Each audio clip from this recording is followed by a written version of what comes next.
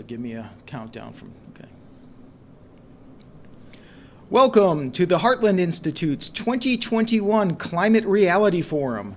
We are coming to you live from Glasgow, Scotland, where the United Nations is holding its annual Conference of the Parties Climate Change Conference.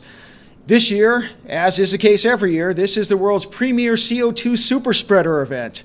30,000 people are coming in from around the world to attend the United Nations conference, lecturing us, the little people, about how we need to reduce our carbon dioxide emissions. At the same time, we have private jets flying in with celebrities, government leaders, etc. Oftentimes, even though they can come together, they don't come together. So, for example, Joe Biden flew in on Air Force One. John Kerry came here on a different flight. Throughout the United States, officials on their own. For example, in Illinois, Governor J.D. Pritzker made a big greenwashing statement to the press about how he is coming here, flying here from overseas, from Illinois, to spread the word about global warming. Don't know why Pritzker needs to be here, but nevertheless, his CO2 footprint is massive. If we truly are facing a climate crisis, couldn't we do this via Zoom or maybe plane pool together? But regardless, I digress. What we are going to do here at the Heartland Institute's Climate Reality Forum is present to you much of the science, much of the politics also involved regarding the United Nations Climate Conference. It's necessary to do so because of what we're being told that simply isn't true. Boris Johnson, for example, the Prime Minister in the UK, yesterday made a statement to the press that we are 1 minute to midnight. This is referencing the Union of Concerned Scientists, the countdown to midnight, where during the Cold War, striking midnight is the destruction of the world. According to Boris Johnson, we are now closer to global destruction than at any time in the Cold War or in human history, including the Cuban Missile Crisis. Really? Really? And they wonder why we don't take them seriously. Prince Charles said that we need to get on a warlike footing, that's his exact quote, to address climate change. A warlike footing. Think back to World War II, to your history lessons there, what it took, what was involved with the government efforts, the restrictions on individual liberty at home, which were necessary at the time, but wouldn't necessarily be the case here, fighting carbon dioxide emissions.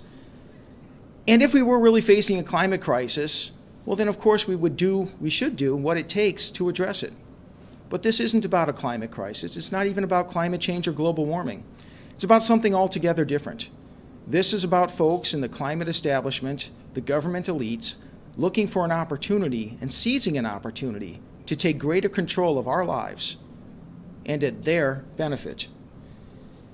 If you don't believe me, you can just take the words of these government leaders for themselves. So Christiana Figueres, who was the former executive secretary of the UN's Framework Convention on Climate Change, she told us what it's all about. In 2015, she said, quote, "This is the first time in the history of mankind that we are setting ourselves the task of intentionally, within a defined period of time, to change the economic development model that has been reigning for at least 150 years since the Industrial Revolution." That's how they see this. It's not about reducing carbon dioxide emissions. It's not about global warming. It's about an opportunity to change the global economic development model, as if the United Nations has a say in whether we have economic freedom and capitalism in the United States or if other nations choose to do so. No, global warming is their opportunity to bully all those rebellious nations into complying with a UN socialist agenda. UN Secretary General Antonio Guterres, by the way, when I say socialist agenda, Antonio Guterres, the UN Secretary General, he is a self-identifying socialist. Makes you wonder why we fought the Cold War. This is who's running the United Nations. This is what he said just this past year in June. He said, quote, "We need to make sure we reverse the trends, not maintain the trends. It's now clear we are coming to a point of no return. To spend these trillions of dollars and not use this occasion to reverse the trends and massively invest in the green economy will be an unforgivable lost opportunity." When you look at the global warming messaging again, they view this as an opportunity to change the way that we function in this world, to change the way that democracies, self-governance, are allowed to govern. It's even the case in the United States of America. Alexandria Ocasio-Cortez is former chief of staff. I I hope I pronounced this right, Viscount Chakrabarty, told the Washington Post, this is his exact quote, "The interesting thing about the Green New Deal is it wasn't originally a climate thing at all. Do you guys think of it as a climate thing? Because we really think of it as a how do you change the entire economy thing. That's at the heart of whether it's the Green New Deal, the UN pronouncements on climate change, whatever it may be. Again, it is to change the structure of society, to eliminate freedom, social, political, and economic, and replace it with statism, and more specifically, socialism." The World Health Organization. Now remember, we're not allowed to question any World Health Organization statements. If you do, you will be banned from Facebook. They've already done that. They say straightforward that they will not allow you to contradict anything said by the World Health Organization. Well, here's what the World Health Organization sees. Here's how they view global warming. In March 2020, in an address to the Extinction Rebellion about the connections between coronavirus and climate change and their policies, Michael Marmot, a commission chairman at the World Health Organization, praised massive government programs that will, in his words, quote, "socialize the economy," end quote. According to Marmot, what the COVID crisis exposes is that we can do things differently. We must not go back to the status quo. We cannot do that. According to the UK Guardian, Marmot said in his remarks that the coronavirus, quote, has revealed what governments are capable of doing, end quote, responding to crises like coronavirus and climate change. Moreover, quote, the urgency with which the government had acted to show that the response to an emergency could be swift and decisive. Swift, decisive action, like what governments imposed and restricted us with. That is the model. The coronavirus model is now the climate change model, according to the World Health Organization. It goes on, the World Economic Forum, for which leaders around the world, leaders of politics, heads of state, leaders of industry, cultural leaders gather each year, has enacted for this year, their program, in their own words, is, quote, the Great Reset of Capitalism. What this means, in their own words, is stakeholder capitalism. In other words, business owners aren't the ones who have the say, the final say, or even much of a say in how their businesses are run. Stakeholders, in other words, anyone who's remotely affected by a business would have the right to dictate how that business is run. Here is a quote from the World Economic Forum's website.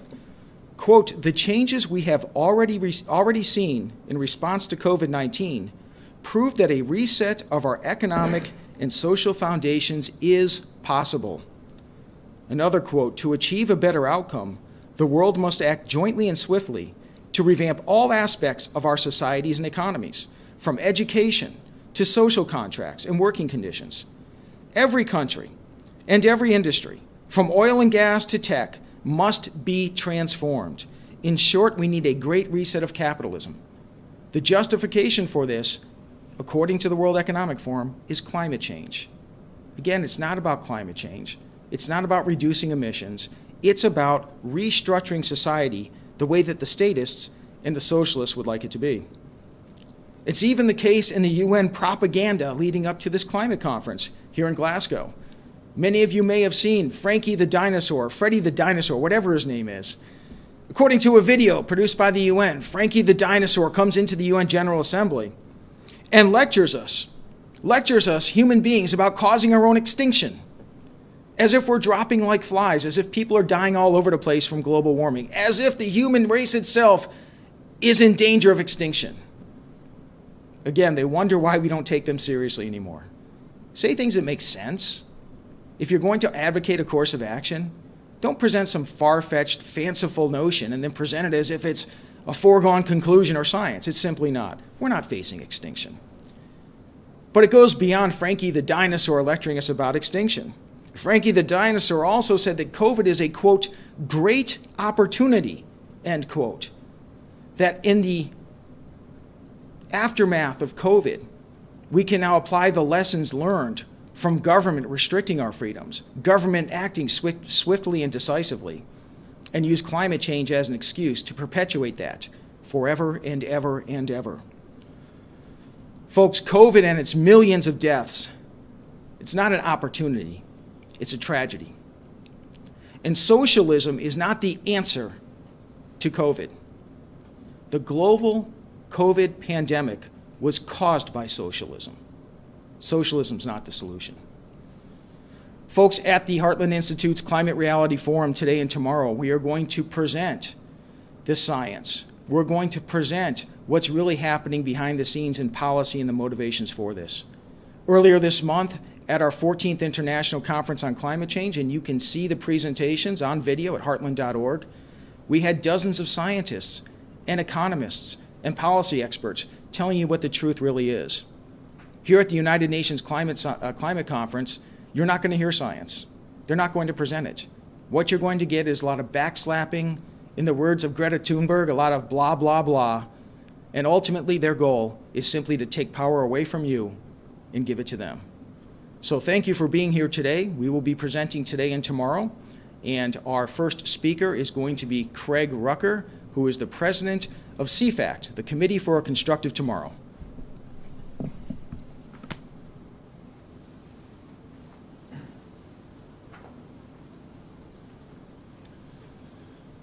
Thank you, James. And let me first start by thanking the Heartland Institute for putting this together, and the good people that work here, Jim Lakely, Keeley, all of you who worked hard not just to put this together, but for your leadership on the climate change issue. It's a difficult thing trying to put out the truth on this.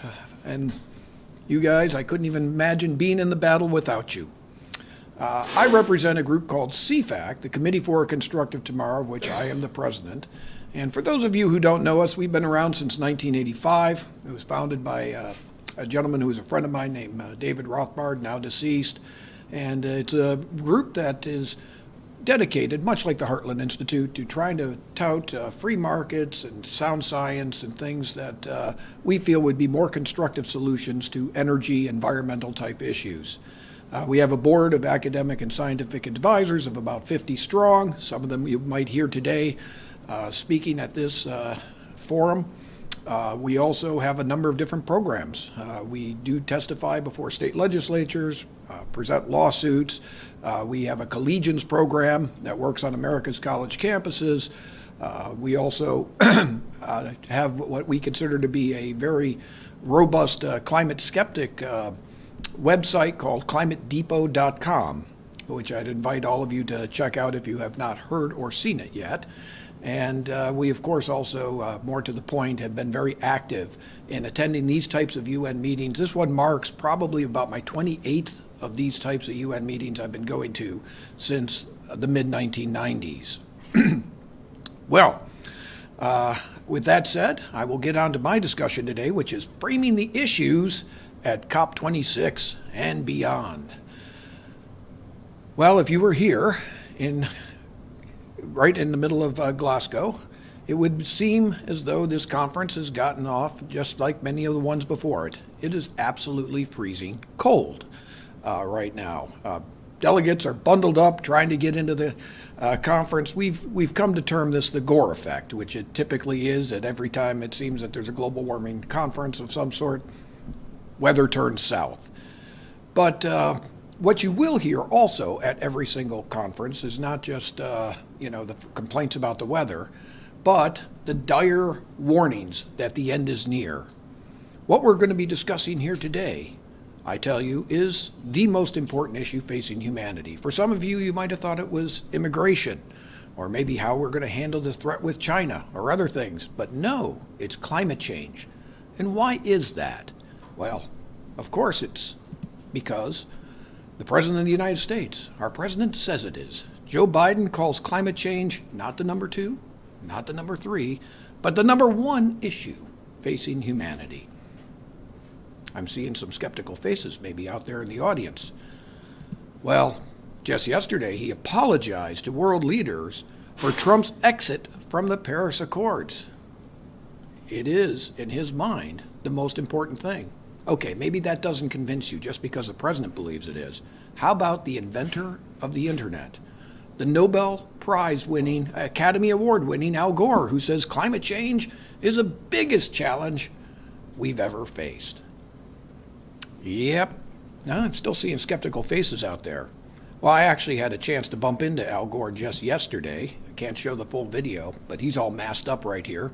And, if he truly thinks it is the most cataclysmic thing that happened to mankind, I just question why his home in Tennessee uses so much more electricity per month than the average American does per year. I had occasion to ask him that question, and no surprise, he didn't answer it. Well, maybe you don't believe Al Gore and our president, but this person, Greta Thunberg, solving the climate crisis is the greatest, most complex challenge that Homo sapiens have ever faced. And she should know. She's what, 20 years old now?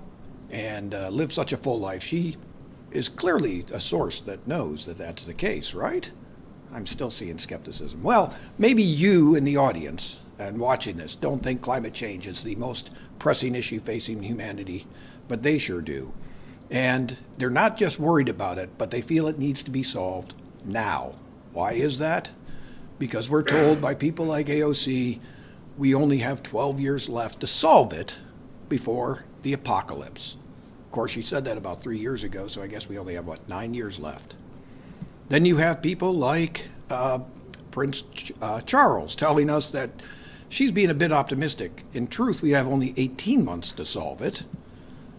And then you have the Guardian saying that we have only, 6 months to solve it. Of course, they made this about 2 years ago.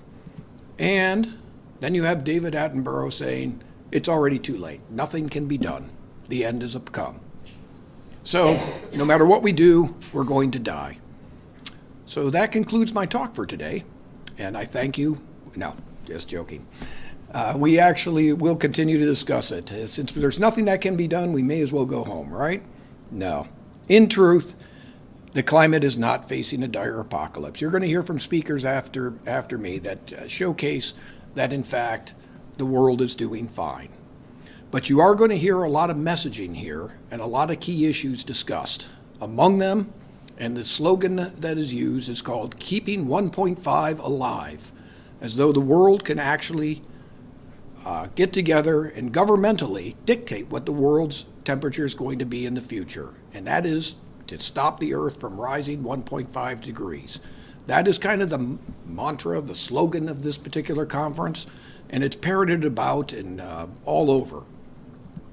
The other thing that you're going to hear at this conference is talk about net zero emissions goals.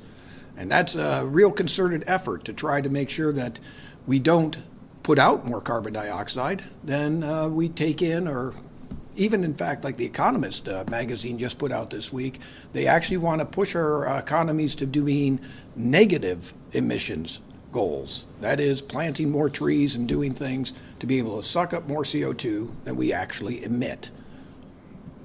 Another thing talked about is nationally determined contributions.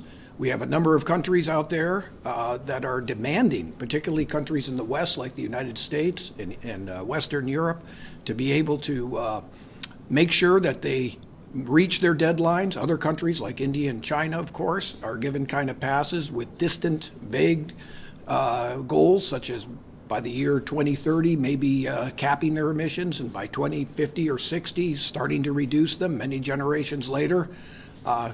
Ironically, just yesterday at one of the COP sessions I talked about, they actually had a bunch of people discussing whether or not it's even right for us to have any sort of determined contributions by the developing world, given that the West has already devastated the earth and it's from them that all the price must be paid. You have also talk of loss and damage. This is an attempt by many of the climate activists at this conference to be able to say that every time a typhoon strikes some third world country, anytime an earthquake happens, that it is the fault of those in the developed world because maybe that typhoon or a hurricane might have been a Category 2 instead of a Category 4, and that the West should be on the hook for paying for the excess damage caused by that catastrophic hurricane from driving all the SUVs and putting out all the emissions it has. That's being discussed here. And you also have the very present thing of the Green Climate Fund. This started at about $100 billion back about 6, 7, 8 years ago. It's since eked its way up to about $500 billion, and now the talk is moving it up to $750 billion, with some proposals moving it up to $1.2 trillion annually, principally funded by all the developed nations to help the less developed nations be able to meet their economic growth without contributing to climate change. These are the big issues that are being framed here currently by the left. What they have in common is this belief that man is basically hammering the planet, that we're turning it on fire, and that it's man's responsibility to shoulder the burden and bring our environment back to full health. There are some subcategory issues that are being talked about as well. You have issues such as environmental racism, and you will see that many of the workshops here talk about how somehow global warming is exacerbating the problems of racial tensions. You also have those who talk about ecofeminism here. There was a workshop just yesterday on that as well. Indigenous peoples and how they're adversely impacted. We, in fact, had a chance to meet some yesterday and gave out some copies of our groundbreaking movie, Climate Hustle 2, which they eagerly received. But that's not what they're talking about. They are trying to bring them into the fold as being one of the core constituencies to forward the climate messaging to the world. Environmental education is another big one that's being messaged here in the COP, as well as corporate accountability, trying to get the corporate America in corporate world, really, some of these multinationals, to fund much of the efforts to tackle climate change. If you were to wrap all these together, what you often see is that there is a kind of what used to be called a watermelon look at the environmental movement. It appears very green on the outside, but red, as in communistic red, on the inside. There is a sense when you walk through the green zone. You have a blue zone here in the COP, which is an official delegation, but you have a green zone as well, where a lot of these NGOs congregate, that many of them are to the far left. It's not uncommon to see things even like a hammer and sickle or things like that that are put about on just regular tables or booths in these particular events, and they just tout the need for global socialism, collectivism, and all the isms that kind of are grouped together on the far left. And that is kind of the message that they're selling here.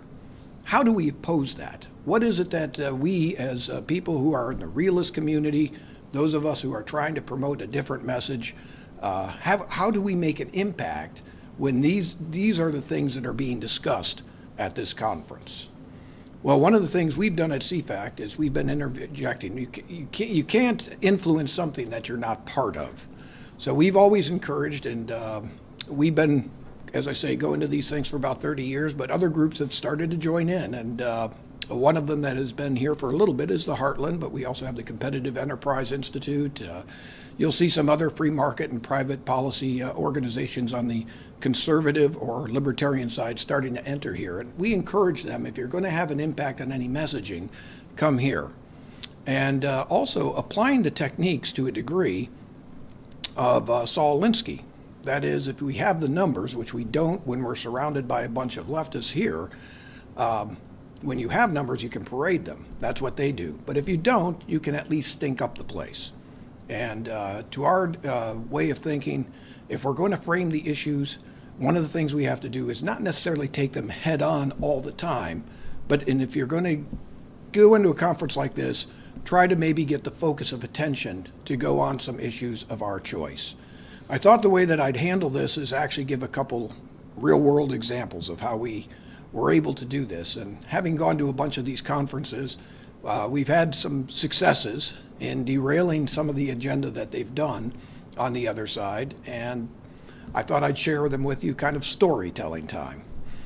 One of them that comes to mind is on the issue of sustainable development, which incorporates global warming, but really all these other issues that I talked about as well. In fact, the left kind of wraps up the climate issue with a bunch of other social justice issues, calls it sustainable development.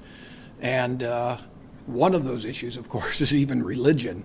And this was the 10th anniversary of the Rio Earth Summit, which was a big shindig, which kicked off all this latest round of environmental stuff. But this took place in South Africa, and they even brought in an Ark of the Covenant, because they thought the old 10 Commandments, the ones about adultery and murder and that, had been outdated, and so they needed to bring in a new ethos, which is all about recycling and making sure our carbon footprint is low and things of that sort. So that's how they kind of kicked off the conference.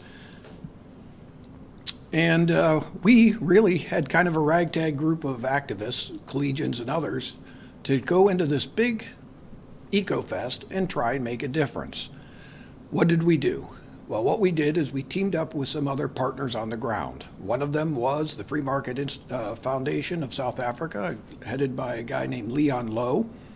We also teamed up with the Atlas Institute and a couple others to try to get a counter message, one that promoted free markets and not fair trade, as was the big case in this particular conference. Now, one of the interesting things was, because the messaging coming out of this was all about the other side, was we needed to try to get numbers on our side. How could we do that? A little known fact is that when the UN goes into a particular zone, such as they did in Johannesburg, is they kick out all the residents that live in that particular zone. It actually becomes UN property for a very brief time. That displaced a lot of workers. There were people that had legitimate businesses. There were even people like prostitutes that were thrown out of work in this particular area who were very upset at the UN. Leon got the idea. He said, why don't we bring these people together, these who are all ticked off at the UN, and put them to good use? And through a process of educating them, we did some workshops in that, we had them on our side completely convinced, and they were already naturally predisposed to our way of thinking, being capitalists, that the UN's solution of more government and less energy was not going to benefit them in South Africa.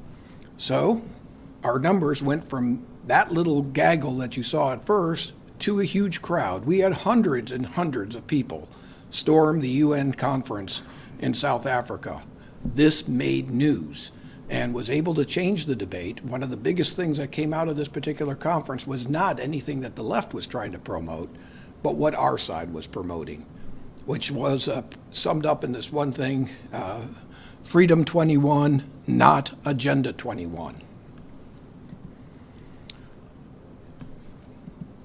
Another good example of this happened to be in Copenhagen, Denmark. This was one of the COP, important ones, COP, 15. It was here that President Obama, having just taken office, was supposed to ratify the Kyoto Protocol, the new Kyoto Protocol. It was like a Kyoto 2 of sort. It's pre-Paris, and everything, the stage was set for that to take place. But we were able to derail it by getting the truth out there. While they wanted to make this a big fest, fortunately, some news events happened in our favor. One of them was apparently some emails at East Anglia got hacked, and they were able to be sent around the world. One of the people who did that was Mark Morano. He was actually in California at the time when the news came to him, and he was able to get that message out. That created a lot of stir and a lot of questions about whether or not the science that was being carried out by those who promoted global warming was actually accurate. Well, playing upon that, we decided to hold a series of press briefings in various European capitals. I think, Christopher, you were part of some of these. And we went to Brussels itself, Berlin, and even Copenhagen, assembling a good number of scientists along the way. And in each of these particular capitals and venues, a lot of media were invited and interacted with us, and it made front page news like you wouldn't believe. The left was still not deterred, however, and still had massive amounts of protesters that they had brought into Copenhagen, to which we were able to organize some young students to come out, mostly from Norway, to act as counter-protesters. And that also proved to be highly effective in blunting some of the media and attention of that.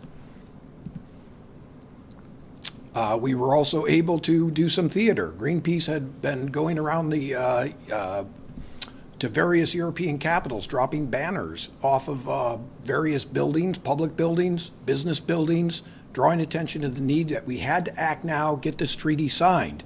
We decided to drop one off of their own ship.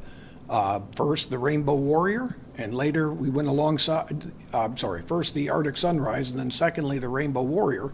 This drew enormous attention to what our message was that the science wasn't settled. At the end of the day, they did not get what they wanted. It was also helpful that there was a major snowstorm and they all got stuck in Copenhagen. Again, the Gore Effect struck, and we were able to derail yet another attempt to bring the world under the global warming banner. There are many other examples I could cite. I think of one in Peru where they went down and they were trying to make climate change a major issue, and we were able to make them the issue by virtue of the fact that they had desecrated the Nazca lines down in Peru, even leading to the arrest of some Greenpeace officials. But I guess I would just like to sum it all up by saying that, in my opinion, the most important thing that our side can do is to make sure that our messaging and framing doesn't necessarily try to compete head-on with what they're doing, but instead we showcase where they're weak. And where they're weak is principally in the area of hurting and impacting the poor, corruption, money, how it'll hurt the economy. And if we focus on those particular things, I think we're able to make an inroad and frame the issues in a way that we can actually, hopefully, turn this thing around and gain the initiative. So at this point, do we take questions? Do we have any questions from online? I don't know about, there's not so much questions, but there might be a comment or two, and I think I can be picked up on the microphone from here. This being Jim Lakely and the audience watching the things here. David Maxwell says it's all about the Great Reset, disguised in whatever form works. Climate change, COVID, poverty, racism, sexism, secularism, you name it. If you want to react. All right. So the question is that it's all about the Great Reset. Sexism, popularism, things of that sort. It's generally speaking, and I would agree with that. What you're finding here in this particular, really it started with the COVID crisis to a large degree. And a lot of the Greens got very jealous, I guess you could say, of the fact that there was such success in keeping people in their homes, locking things down. The economy, of course, of many of the industrialized nations fell, emissions fell. You had a lot of talk about the fact that this was good. You had environmentalists talking about how the earth was healing, and they did not want to see these restrictions released. And so a lot of the discussions, and you'll even see this here right now in Glasgow, where discussions are going on about how do we carry on the good progress that was made during the COVID lockdowns into perhaps climate lockdowns. And you have credit card companies like MasterCard coming out now with new ways to limit your carbon footprint. Basically, if you fill up with gas too much or you are able to take too many flights, they will cut off your spending at a certain limit, and you won't be able to charge anymore. These were things that were dreamed about just a few years ago, but now are coming into practice. Okay, and then just another thing that maybe you can comment on, Craig. It is, the fact that Barack Obama has a beachfront house at Martha's Vineyard, and Al Gore has several homes. I think one of them is on the beach. It seems that and of course, what do we have, 40, 50, or was it 400 private planes that landed? 400 private planes landed, yes. And I guess the question or the comment I think one of our viewers here would like you to make is, when all these people that are demanding climate action here don't live like we need to have climate action now. I mean, they don't make any sacrifices, but they want us to make all the sacrifices and change our way of life. Absolutely. And as a matter of fact, that's actually, again, I cited Saul Alinsky, who actually wrote his Rules for Radicals to help those on the far left. One of his rules is actually to have your opponent try to live up to what they're claiming everybody else should live up to, and they never can, or what their ideals are. And as a matter of fact, I think that's one of the framing things we need to continue to hammer. It's very popular, and I'm sure Heartland finds it with their tweets and Facebook posts. Whenever you show this hypocrisy, it actually undermines literally everything the other person is saying. We have in our film, Climate Hustle 2, numerous examples showing many celebrities, Leonardo DiCaprio, taking a vacation in a major yacht. We have people like Arnold Schwarzenegger and Harrison Ford flying up the coast just to get a cheeseburger and bragging about that. We actually had a chance to confront Harrison Ford about this in Madrid during the last climate conference, to which he said he's now a vegetarian. We have numerous examples of people flying around the world taking their dogs with them, just to go to the Academy Awards. So every time we get these, I think to do it, this is exactly what we need to focus on. Okay. I apologize if people watching online can't hear me too well. We're going to get another microphone for the questions you guys or comments you guys are making in the chat. I think there's a few questions on this. I'll just kind of sum it up, but the American auto industry, or actually the auto industry globally, right? Right. They seem to be embracing electric cars, putting everybody in electric cars without really much thought about what that's actually going to do long term, or how we can actually handle that as a society. I know that CFACT points out the hypocrisy in your weekly emails, and people should join your email list. Absolutely. You see news about this all the time, and there just seems to be the auto industry being one of them, embracing these policies that don't seem to make sense and to create products that a lot of people don't want. Jim, that's exactly right. And as a matter of fact, we have several.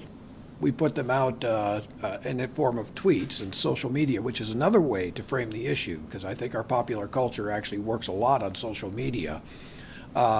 Pictures of recharging stations literally right next to a diesel pump. And I think who brought this forward brilliantly is Michael Moore and his Planet of the Humans. And if you haven't seen that show, I highly recommend it. While he buys into a lot of the climate hype, and in fact, it's a fairly depressing movie because he said, the climate is going to destroy us all. That's false. However, his looking at the electric cars in particular showcased how crazy that was. I mean, he goes to in fact, solar power's shortcomings on a whole host of levels. He goes to a particular all renewable rock concert, and it's raining out, and wondering where the musicians are getting the electricity for their amps and microphones and things like that. Well, he looks around behind the truck and he sees a diesel generator running it and confronts them about it. He goes and checks out a corporation which is showcasing a new charging, how quickly it can recharge a car. Of course, most people have to wait about 40 minutes to recharge an electric car. This company's bragging they got one that can do it in half the time. He said that's good, but and he points out very rightly, where's that electricity coming from that recharges the car? Well, he traced it back, and lo and behold, it went to a coal-fired power plant. If we are going to go all electric, the amount of energy that's going to be needed to feed that fleet of cars is going to be enormous. And to expect that you can get that from intermittent wind, solar energy is bananas. And that essentially was what the movie was saying. And to that, I give a great commendation. I think that he saw the light in that particular movie. That's why I strongly recommend it. If you want to just get a good lesson on its shortcomings, that's one way to do it in an entertaining way. All right, one last question. This is from viewer WOTRT Noobs. Okay. I love the names that people give themselves as avatars. Anyway, this is a comment, and I think this is something you can certainly speak to. The radicals are trying to unperson climate realists and skeptics and even demonize us. And maybe you could talk a little bit about, the truth of that statement, obviously, but how CFACT deals with that as the target of much of that hate that goes on, and how you would advise others to deal with it. Oh, you got to have a sense of humor. To be honest with you, I think we always joke, to know us is to love us. But I honestly think, for the most part, that sort of demonization, I think, is a positive in this regard, because they can create such a monster that when you come across disarmingly pleasant and nice, it really kind of undercuts the rest of their message when they get to meet a climate skeptic. I think it was Ronald Reagan who I think did it best. It always seemed odd to me when Sam Donaldson back in the day would go after him and just, viciously attack him. And Reagan would smile and go, Sam, and just gently go back. Margaret Thatcher, another one. I think it is good for our side to answer softly. It's kind of biblical, and firmly, but with a smile. And I honestly think they get desperate when they go after the people directly, and it plays into our hands. So, have thick skin, have fun, smile. You know how you can find the climate realists at the COP conference? Whenever you see these booths and tables, you got a lot of people looking very dour and sour and depressed. Why? Because the end of the earth is coming. We're all going to die. You look over at a Heartland booth or a CFACT booth or that, we're laughing. We're having fun. Guess what happens? It attracts people. And I think it's to our benefit for them to attack us.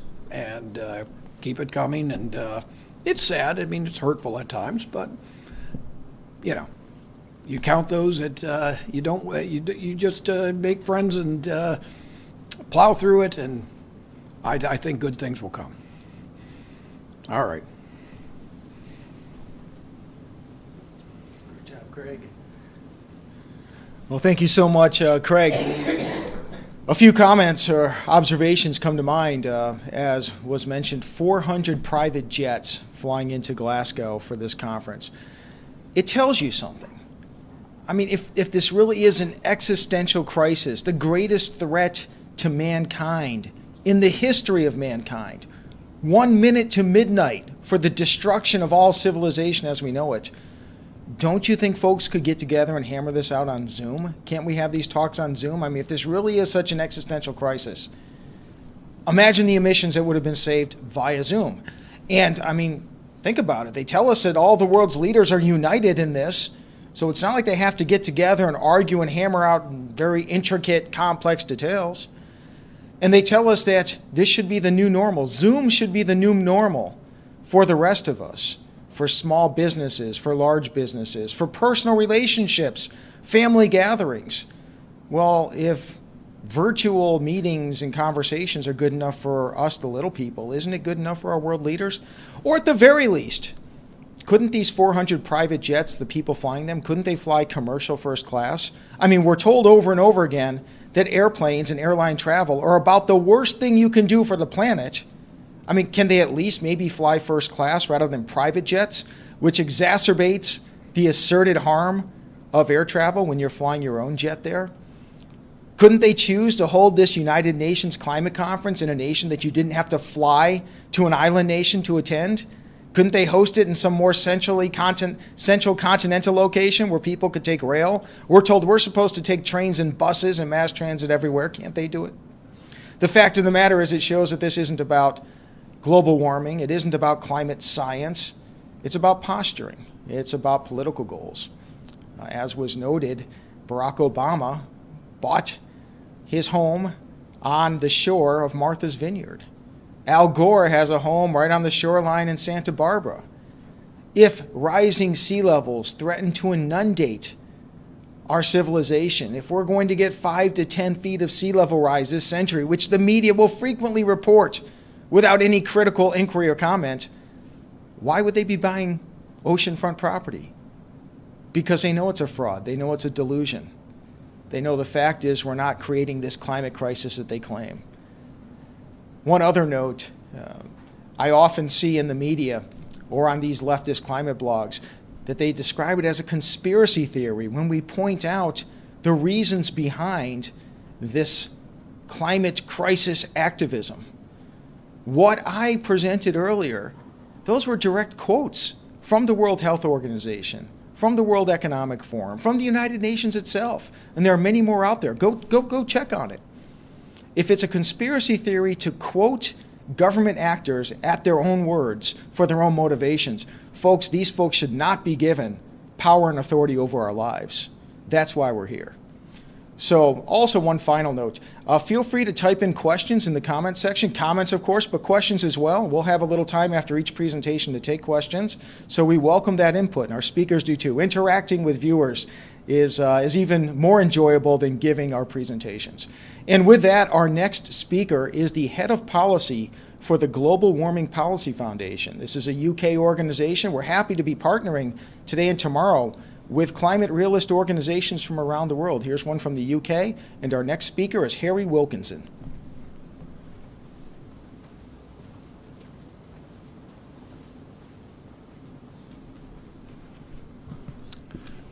Well, thank you very much, James. It's a privilege to be here at Heartland Institute's Climate Reality Forum, perhaps the only sane place in Glasgow right now.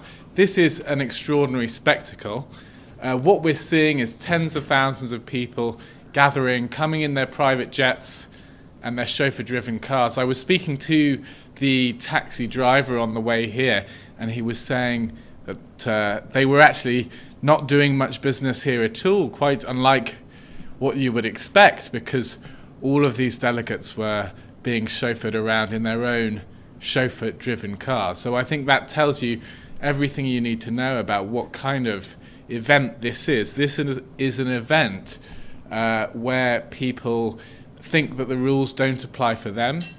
They tell us that our emissions, we have to get them down. It's the most important thing that we can do. And yet, for their special event, their jamboree, that they have to have every year, they have to come here in person. They couldn't do it on Zoom. So that's the context we're in. We're in a context of quite extraordinary exaggeration and an international political groupthink that has enveloped world leaders' mindsets, and there isn't much challenge to in the international political arena at the moment. So I'm Harry Wilkinson. I'm head of policy at the Global Warming Policy Foundation, and also our campaigning sister organisation, Net Zero Watch.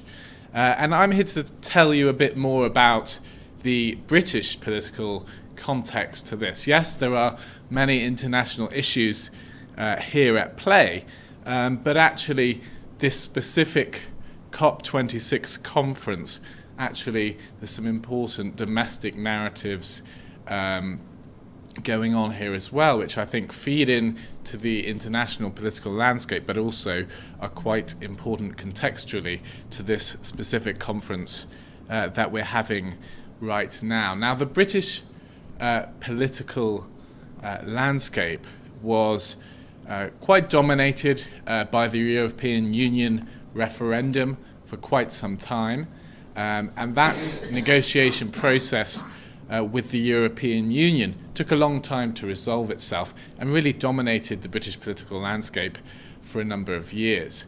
And a key architect of that was Boris Johnson, the now Prime Minister, and his sidekick, Dominic Cummings, who played a big role in that campaign.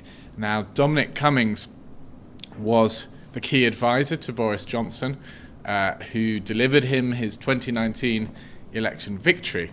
But what we've seen recently is the demise of Dominic Cummings. He was sacked from his crucial government role. And it now seems that his key courtesan has become his now wife, Carrie Symonds. And the whole dynamic of the government has changed. And so we've seen a change of focus in the build-up to this conference from the government's onto climate change, and this as being really the main pillar of UK government policy making right now. And Carrie Symonds, who's clearly played a significant role in this, is sitting within a milieu of friends and advisors, including Zach Goldsmith, an essentially a failed politician who lost his seat in Richmond, but is now failed upwards to the House of Lords, and his brother as well, Ben Goldsmith, who's influential within the Conservative Environment Network, which has become quite involved in this, and who are funded actually by the European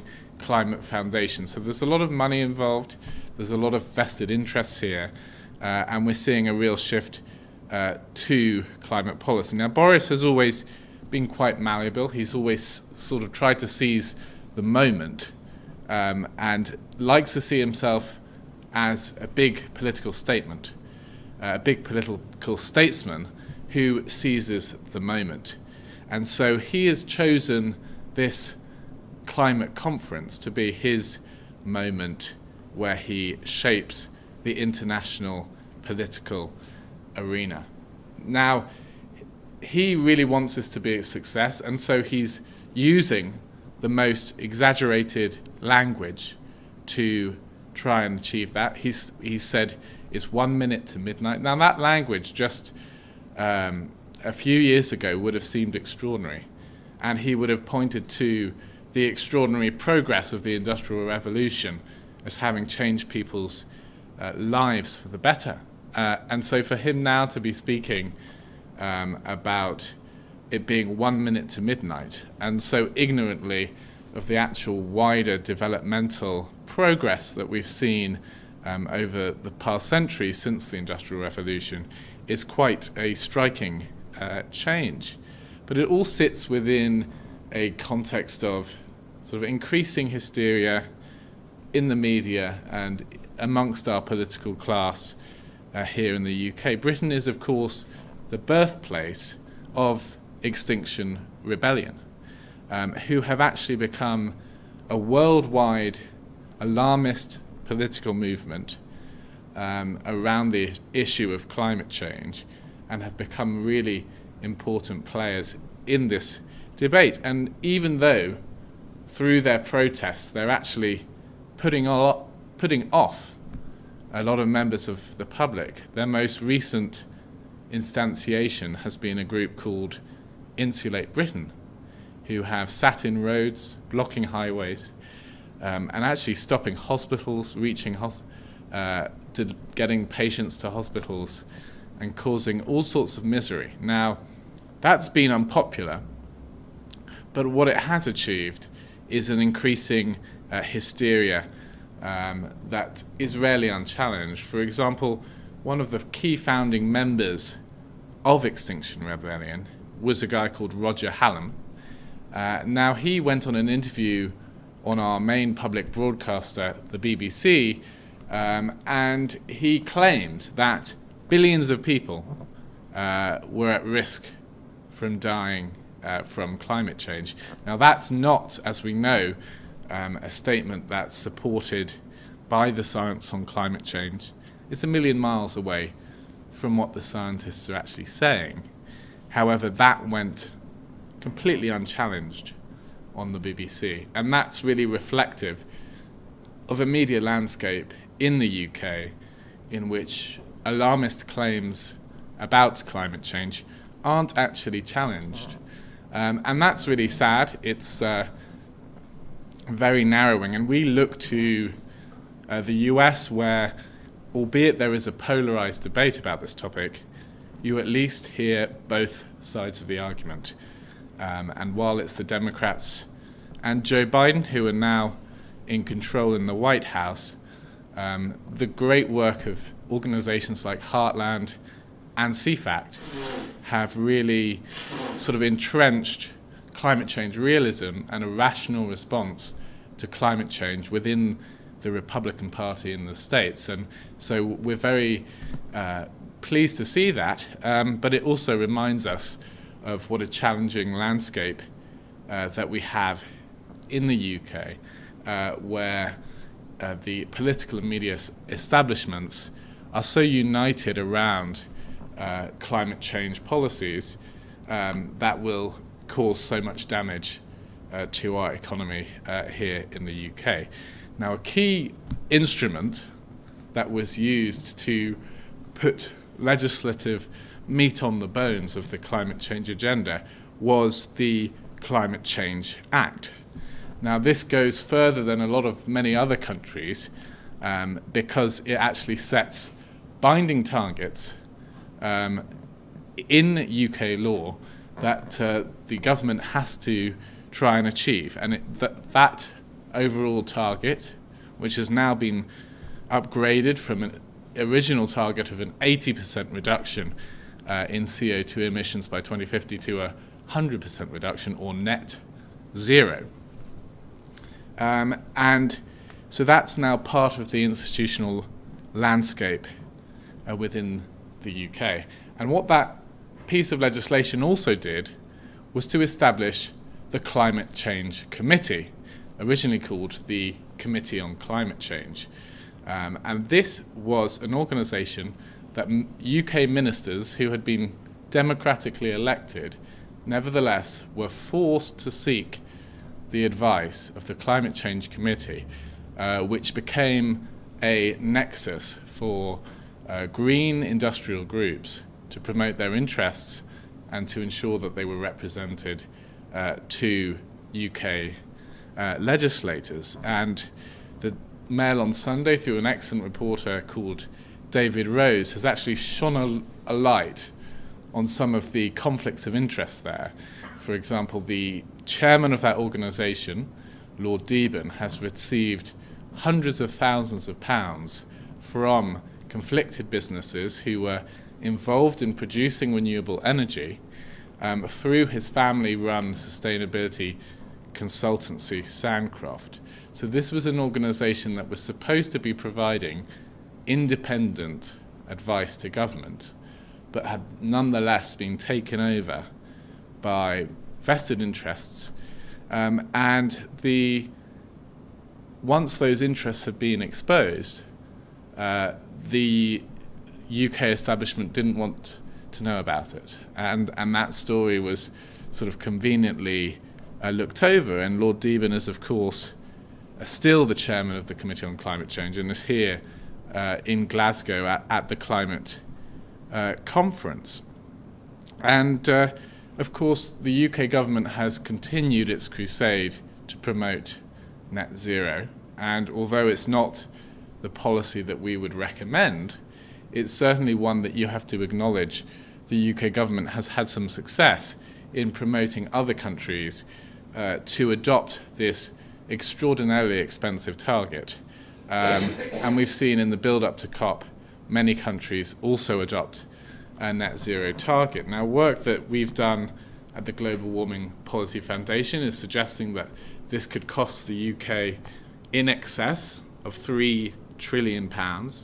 So in the US, where the economy's over 10 times larger, you're looking at sort of probably over $35 trillion, almost sort of unbelievable amounts of money to achieve fractional changes in the Earth's temperature. And Britain has been very keen to sort of describe itself as a world leader in climate change in pushing this net zero agenda. But what happens if we actually look at the UK's environmental performance? Now, a really important thing to do is to actually compare territorial emissions, that's the emissions that take place here in Britain, that's used for conventional carbon accounting, and you will see that Britain has done fantastically well, reduced its emissions by sort of over 40% since 1990, and ministers are very happy to congratulate themselves on this so-called achievement, which they say has happened while the UK economy has also been growing. However, that's only part of the story. The other important part of the story, of course, is that actually what's happening over that last 30 years is that UK industry has closed, and we're importing more and more products from countries like China, countries like India, who have been developing and have been industrializing through fossil fuels. And if you look at consumption-based emissions, which incorporates our wider carbon footprint, you'll see that actually it's only fallen very modestly, because that carbon footprint relies on us just importing products from elsewhere. So this movement has been growing and growing, and it hasn't been challenged. But what we're seeing now is an increasing challenge to that. And so that's quite encouraging. We're seeing in the media, people are beginning to stand up and question elements of this agenda. It's never been so large before, and in the build-up to COP, the actual relentless focus on this topic has actually drawn many people into questioning some of the elements of the program. And we've also, in the last few months, we've seen extraordinary rises in energy prices, particularly in the gas price and electricity prices. And your viewers in America might be surprised to learn that we're actually paying 6 times more for natural gas in the UK than you pay in the US. So there is this staggering difference in energy prices, and those are largely politically driven. So look at the UK's example as what not to do. The costs for American taxpayers and residents if they adopt British-type restrictions on fossil fuel activities. We've banned fracking. We won't allow the exploitation of all this natural gas reserves that we have underneath our feet. We take this high and mighty attitude that we're apparently too good to exploit these resources, and so ordinary British people are paying the price for that through higher energy costs. But these are beginning to bite. People are now really feeling the cost of these policies. And so we've seen a number of developments. And I think one of those has been the emergence of the Net Zero Scrutiny Group of MPs. This is a group of MPs within the Conservative Party of over 40 MPs who are determined to question, to scrutinise, to examine climate change legislation as it passes through the British Parliament. And we haven't seen this before, this organised opposition essentially to net zero. And that organised process, which is being led by Craig McKinley, MP, who's the chairman of that committee, and Steve Baker, who's chairman of the steering group of the Net Zero Scrutiny Group, who are beginning to wield influence, and they're picking up more media attention in the Telegraph and on GB News and talk radio in terms of providing an opposition to those policies. So we might start to see the landscape change in a positive way. And certainly the media landscape is also changing. It's been a big political story in the UK over the last year, has been the emergence of GB News. Because for many years in the UK we had just one establishment narrative that was being set by the likes of the BBC and Sky News and ITV, who weren't actually allowing anyone to debate these topics. And the BBC actually have a document which describes how they can't allow so-called climate skeptics to even have a say, because they say that creates false balance. But on what topic is actually the quality of the conversation reduced by people asking questions? So this is a pernicious way of looking at the world, that actually that people need to be protected from uncomfortable voices, uncomfortable perspectives. And so the BBC has this patrician attitude, I think, in terms of saying we know best. If people ask questions, it's dangerous. And I'm sure you'll be familiar in the States, we've seen the big tech companies increasingly censor what people can say. We've seen a large number of Twitter accounts flagged and potentially removed. Even your former president, Donald Trump, was taken off Twitter. And that political intolerance is very much present here in the UK and has been imposing on that agenda. So what GB News has been a completely different way of doing things. Their objective has not been to present a particular political narrative, but it's been to actually have different voices on certain topics and improving the breadth and the quality of debate by changing that narrowness, expanding the conversation so that we can actually debate and get to the crux of these important issues. So that's very encouraging. We've also recently launched Net Zero Watch, which is, as I say, the campaigning sister organisation of the Global Warming Policy Foundation, formerly known as the Global Warming Policy Forum, to really focus on these policies, because actually that academic conversation around climate change is all very well, but it only means something for people if once it has been translated into policies that affect people's lives. Climate change and catastrophic climate change, the climate crisis, these would be harmless ideas if they were just ideas, if they were just things that were debated in academia. But of course they're not. These are ideas that actually threaten our very way of life and aim to cast human progress, the Enlightenment and the Industrial Revolution as toxic elements, when actually these were the processes that raised us up to the living standards that we have now, to the world we have today, where you're 99% less likely to die in an extreme weather event. So these alarmist views are very worrying. In Britain, we've had increasing secularization. I think part of the attraction of Extinction Rebellion here in Britain and around Europe has been we have become much more secular as a society, and so there is this appeal to actually a belief system which is based off of a sort of salvationist movement which aims to save the world by simply reducing our emissions. And it's a simple narrative that I think actually gains a lot from that simplicity. That idea of the apocalypse has actually carries a lot of weight. And if people can be saved from that, then you can see exactly why the Extinction Rebellion movement has been so successful. So I'll leave it there and hope to get people's comments.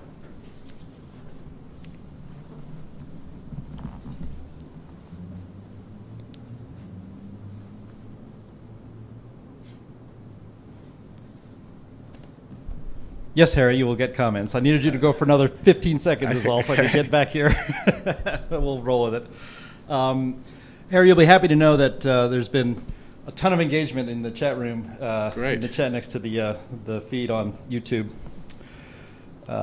during your presentation, so during your remarks. Yeah, well, so thank you for that. I'm very interested to hear what people are saying. Well, there was one that I noticed actually from before you started. I forget who put this in the chat, but I'll just read it out. There are calls for a referendum on net zero 2050 in the UK, taking lessons from Brexit, which went a pretty good way if you wanted that, and certainly surprised a lot of people. Isn't that the right way to go now? I mean, if net zero 2050 was put to a referendum, how do you think that would turn out? And do you think that's a good idea? I think this referendum idea has picked up so much traction. Just in the last couple of weeks, there's been a number of stories in the Telegraph. There's been a poll by YouGov, a prominent pollster, which asked people whether they thought the referendum on net zero was a good idea. And actually, once you exclude don't knows from that, you found that almost 60% of people wanted a referendum on net zero. And I think this idea carries such weight because it's a topic where people haven't been asked for their opinions on. No one has been asked, do you want an air source heat pump? This is a policy which has been emerged over the last year, and the government recently set out its heat and building strategy, and it introduced this idea of a heat pump, where you rip out a gas boiler, you replace it with something that costs £10,000 or more, because you have to introduce all these insulation measures as well, introduce large water storage tanks that many people don't have space for. And then after all this investment, you're potentially left with higher energy bills than you had before. So people are totally bemused by this. They're asking, where did this come from? It's not coming from listening to ordinary people. And once they're given a say, they may well say, well, we reject these policies entirely. So I think a referendum is a very exciting idea. The elites and the establishment are terrified of ordinary people having a say on this, because they think they know best. That's why they're here in Glasgow. They think that they can decide the minutiae of people's lives, how they heat their homes, what energy technologies they use. And so this idea of a referendum is very threatening. And the Brexit result was really the British people saying we had had enough of being told what to do. And as much as it was about the individual political issues, it was about people rebelling against what they saw as an establishment which didn't get them and didn't even want to listen to them. And you look at COP and you see they don't want to listen to skeptical voices. They don't want serious questions being asked. This is not a forum of debate that we're seeing in COP. It's a forum of backslapping, of politicians who are there to improve, to big up their own egos, to big up their own sort of personal sense of achievement. But where is the debate? Where is the questioning? And hopefully that may come from a referendum. Yeah, I mean, do you think the referendum would go the way Brexit did, be a big surprise? I mean, I'm from the United States. I landed in London. Almost every billboard, digital billboard, was about COP and was about saving the planet and all the basically alarmist propaganda. You get into Glasgow, it's that times 10, every single thing, and there's billboards everywhere about this. And so as an American coming to the United Kingdom, I would think, or you would think, that this entire country is behind this idea, is behind the COP agenda, the United Nations agenda on this. Would American be wrong to think that? Well, it's very hard to speculate exactly how a referendum would turn out, and I don't think we're actually anywhere close to a referendum actually happening. The establishment was so shocked and upset by Brexit, so the idea that they'd allow another referendum unfortunately seems a bit pie in the sky to me, because they just wouldn't want to risk that happening again. But having said that, I think one thing that we do get from opinion polling on this topic is something like 70% of the British people, or even higher, think that the government should go further on climate change, which is a striking number. But then at the same time, a large percentage of people also don't want to spend anything on climate change. They certainly don't want their energy bills to go up, or otherwise they're only willing to spend a tiny amount of money. So there is that contradiction between between people saying they want the government to go further on climate change, but they also don't want to spend any money on it. And when they see the kind of policies like heat pumps, like being forced to have electric vehicles that are in the pipeline, those contrasting desires of wanting to do more on climate change, but also not wanting to spend any extra money, and actually, ultimately, it's those economic considerations that I think will be strongest in people's minds. And if they end up getting poorer from net zero policies, I think that will be eventually a much more powerful sort of impetus on public opinion. But wouldn't you say that the steps that the United Kingdom has taken on climate has increased costs for people, maybe at such a gradual rate that they don't realize it? You know, in other words, it's a kind of a hidden tax on their lives already, based on, you know, you can see that, you know, the electric cars, you can see all these green efforts and all of that stuff.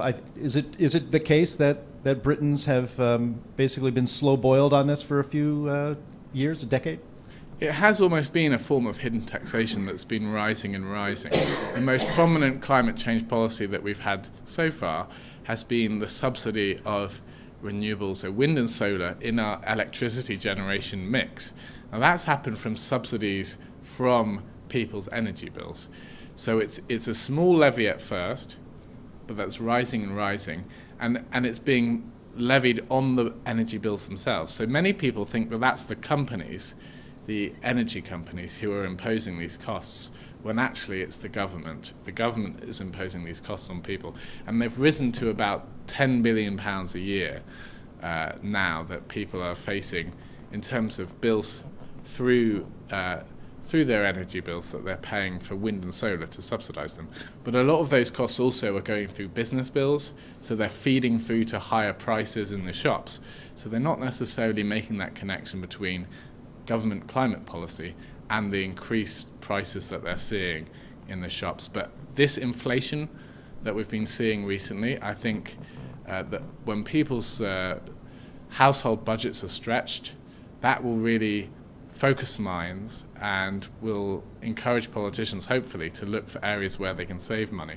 And that should be a countervailing factor in this, and will limit the grand climate change plans of politicians. And certainly Rishi Sunak, the Chancellor, has been a voice for restraint within the government to say, actually, maybe we should go a bit slower and not commit to really expensive plans before they've been properly thought through. Yeah. Oh, there's a comment here that says, isn't it amusing that the richest people in the world have invested vast sums of money in renewables to extract vast sums of money out of governments?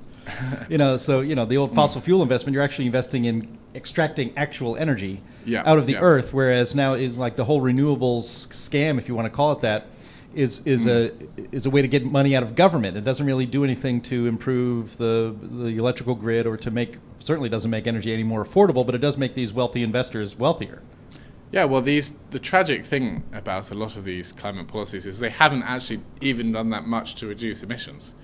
Even if you were really desperate to reduce emissions as quickly as possible, what you would see is that investment in renewables has created such a intermittency within the grid that means that you have to back it up with either coal or natural gas, whereas nuclear power actually provides that replacement of fossil fuel power stations. And so that sort of focus on wind and solar has probably slowed the transition to a more low-carbon energy system, at the same time as costing an awful lot for ordinary bill payers. Mm-hmm.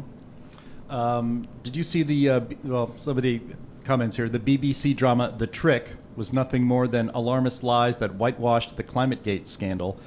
The British universities were lying about the climate. Did you watch that? Well, my colleague Andrew Montford was very involved in the whole ClimateGate issue at the time, and examined those emails and exposed some of what was going on in the climate science community, and raised many legitimate questions. And what we saw with this documentary, unfortunately, was a completely one-sided retelling of the story, which, albeit a compelling personal story and someone who maybe sort of received quite a sort of challenging personal change in circumstances from this scandal, was nevertheless a legitimate form of questioning of some of these things that were happening at the University of East Anglia in particular. So we didn't get a nuanced take on that story.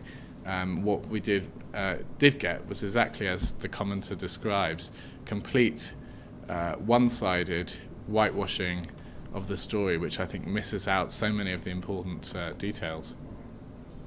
Somebody asks, how come the royal family is getting involved in politics? Because climate alarmism is political. Well, exactly, and I would normally consider myself a supporter of the royal family. I'm a big fan, generally speaking, but for an unelected monarch now to be flying around the world many times, racking up huge carbon footprints, and at the same time lecturing us all about how we should reduce our emissions, it speaks of just a rank hypocrisy. And actually, normally the royal family haven't got involved in political issues, and yet they're treating the climate issue as if it isn't political. perhaps they think there's just so much of a consensus that this isn't a matter of controversy anymore. But this, of course, is massively political, and it's going to have massive implications for ordinary people in their daily lives. So they're sort of playing with fire, they're taking big risks, and I think the royal family needs to step back from engaging with the climate issue. Well, I mean, imposing these energy restrictions and these climate policies is, by definition, political. That's how you get these things implemented, is through a political process. This COP26 is a gathering of politicians, and it's a political meeting. It's not a scientific meeting. So you're absolutely right on that. All right, we'll just have one more question here, or I guess maybe a comment. The moment that the lights go out due to power cuts, that is when the British public will vote to get rid of alarmist politicians like Boris. And I was attracted to that comment because I think the same thing in the United States. I mean, we had rolling blackouts and brownouts in California. Of course, there was the Texas wind power disaster in the middle of winter that left a lot of people really vulnerable during the coldest part of the year in Texas. It's not always sunny in Texas. They do have winter down there. And it still didn't seem to move the needle too much on people basically revolting against these, unreliable renewable mandates that you have to have a certain amount of energy created by renewables. It's all a scam to prop up the industry, of course. And so, is Britain going to have that that type of thing? Do you believe? Yeah. Is there a wake up moment that you see coming? Is it inevitable if they continue moving down this unreliable green road? It seems to me that it is inevitable that there will be a slap across the face moment. Yeah, and it's not.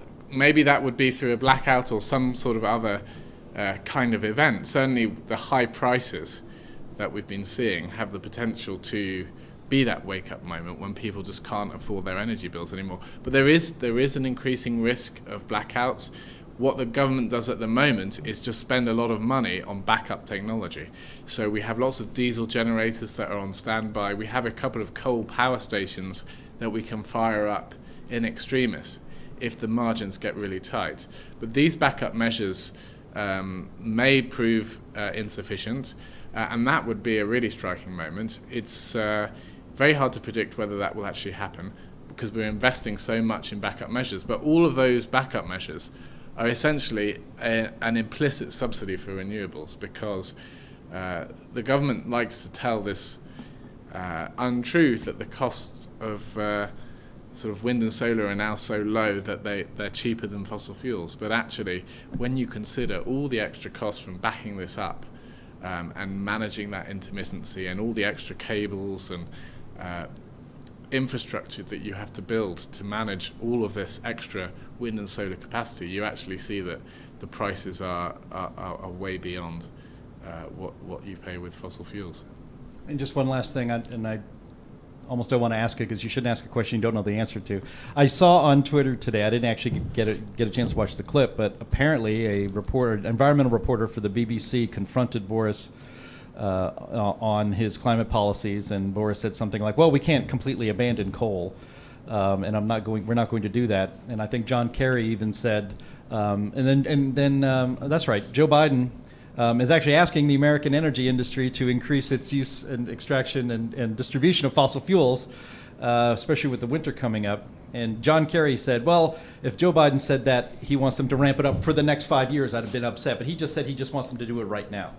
So those kind of comments seems to tell me that no matter what these world leaders say at a place like Glasgow at COP26, somewhere in the back of their minds, they know that there is a reality of energy need, and there is a reality of what can produce and give people that energy need, and it is not renewables.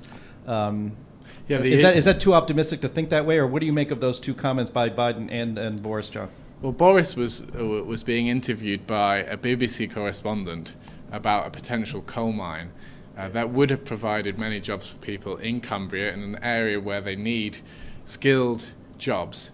And unfortunately, here you have someone who's paid for, as a public broadcaster, he's paid by anyone who wants to watch TV in Britain has to pay a license fee. So that's most of the public are funding his salary, and yet he's campaigning to take away their jobs. This is absolutely extraordinary. that he's allowed, and the BBC have always claimed to be impartial. They're not claiming to be on one side or the other. But how can this be seen as impartial broadcasting? So for a start, it's completely outrageous, that line of questioning in the first place. But also it reflects that actually we don't have alternatives to fossil fuels. There's no way of making steel affordably now without using coal. And so we can either have that coal, mine it here in the UK, probably have lower emissions, or we can import it from elsewhere. And we definitely don't want to do that if we can have those jobs here in the UK. So yes, we will still need that coal, and we still have coal power stations that are on standby to provide that energy when we need it. So our energy system is still overwhelmingly dominated by fossil fuels when you look at it in the main, looking beyond just electricity and to the other types of energy that people use. And so there's still a huge way to go in terms of decarbonising the UK's energy system.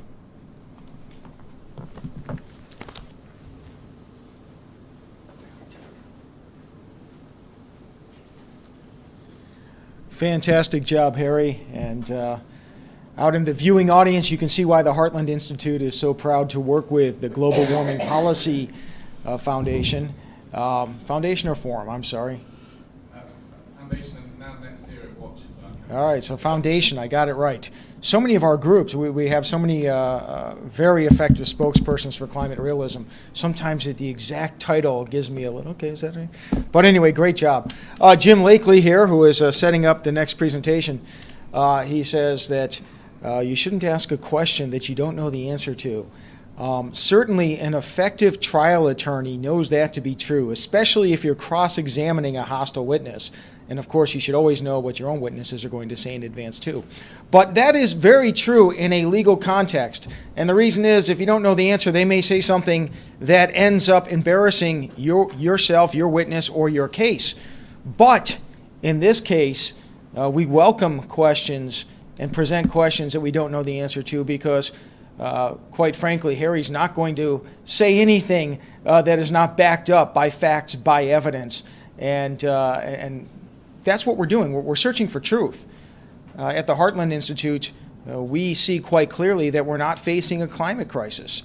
We don't mind being asked the tough questions on that. And if and when the evidence ever shows that we are creating a climate crisis, or that there is a significant risk of that, then I would hope and expect, and I pledge to you, that we will take that very seriously, and that will impact how we view and present our views on the topic. So not only myself, Harry, and others, we actually welcome those. But Jim, you'd make a great trial lawyer. Remind me, I have some people I can recommend you to, because not all trial lawyers follow through on that advice. I've seen it with my own eyes. Anyway, so an interesting thing here, as we came to Scotland, Jim Lakely, Keely Drukala, and I, on behalf of the Heartland Institute, and some of our speakers who you've seen and will be seeing, the process was quite different and more difficult than in previous years coming to Europe. Because of COVID restrictions, COVID precautions, etc., we had to undertake literally hours of filling out paperwork, of learning and abiding by procedures, of making sure every I was dotted and T was crossed, so that we can make the trip across the Atlantic and not be stranded here in the UK either. And it's ironic, because if you are accredited by the United Nations for this climate conference, you don't have to go through any of that.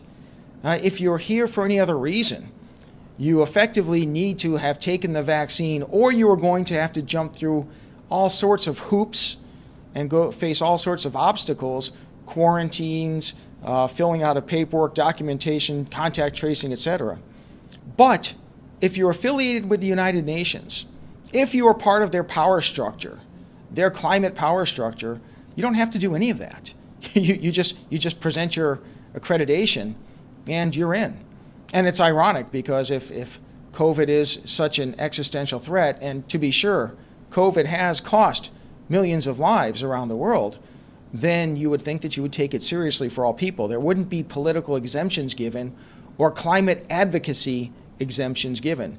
And yet that is the case here in Scotland. And I bring that up because our next two speakers on the agenda, even though they are European, they're not trying to get here from the United States, from South America, from anywhere else, but Europe, had to not make it to this Climate Reality Forum because even though they're coming from the Netherlands and Germany, still the restrictions, you have to be planning for this, taking part of it so far out in advance and still deal with all of them.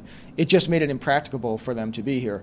So we regret to inform you that Wolfgang Müller of the European Institute for Climate and Energy and Marcel Kruk from Clintel, the Netherlands, will not be speaking. But we do have a treat for you because the climate realism movement, truth itself, and even humanity itself is blessed to have a brilliant advocate for truth who is participating in the climate realism movement.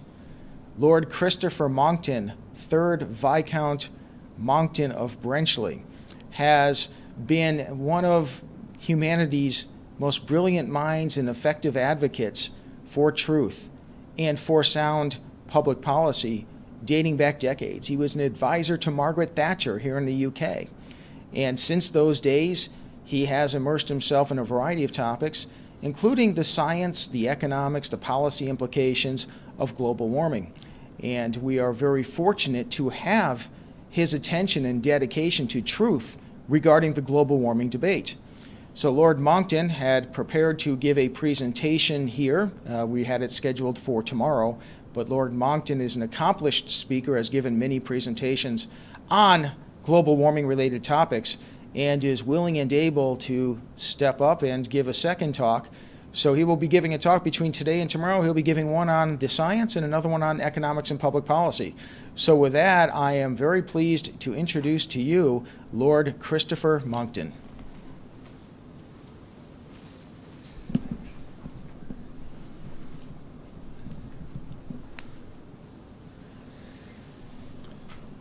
Your Majesty, Your Royal Highnesses, Your Holiness, Your Eminences, Your Graces, my Lords, Ladies, représentatifs et représentatives distingués du corps diplomatique international, and Uncle Tom Cobley and all, here at the COP26 conference, you should be thoroughly ashamed of yourselves. Because if you are honest, Mr. Prime Minister, Mr. President, Sir David Attenborough, or Boaty McBoatface, as I suppose we should really call you, you know perfectly well that you lack either the scientific or the statistical or the control theoretic or the economic knowledge or understanding. You lack the grasp of the scientific method and of the language of science, that is mathematics, to be able to make any pronouncement whatsoever on whether or not global warming is a global crisis, on whether or not we are at 1 minute to or 1 minute past midnight. All of this sloganizing and platitude producing is shameful, because essentially every time you pronounce, Your Royal Highness, that you've been saying for years that it's going to be a terrible crisis, the fact is you lack either the intellect or the ability to be dispassionate so that you can give a credible assessment. And in any case, Your Royal Highness, now listen to this, you need to pay attention for once, because I have warned you privately, and I now warn you publicly, that it is the one constitutional obligation of a future constitutional monarch to remain absolutely silent on all matters of politics. And you may think, as Dr. Wilkinson has pointed out, that there is such a consensus on all sides, that therefore that somehow takes it out of politics. Well, let me remind you, for you perhaps have not read any history for some time, of the 1920s and 30s, 100 years ago, when all the major parties represented in Parliament, in fact 425 of the 450 members of Parliament then sitting, were in favour of appeasing Hitler's Germany. And they were wrong to do so. So you cannot say that just because there appears to be an albeit manufactured political consensus about global warming, that therefore you are safe in pronouncing on this matter. If, sir, you wish to be king, then henceforth and for aye be silent on all political matters, or you will have to resign the throne for yourself and for your heirs and successors forthwith and for all time. We are not prepared to accept a constitutional monarch who does not obey the necessary constraints upon a constitutional monarch. Be silent, sir, or go, sir. With that preface, let me now explain why it is that in fact there is no crisis, there is no emergency.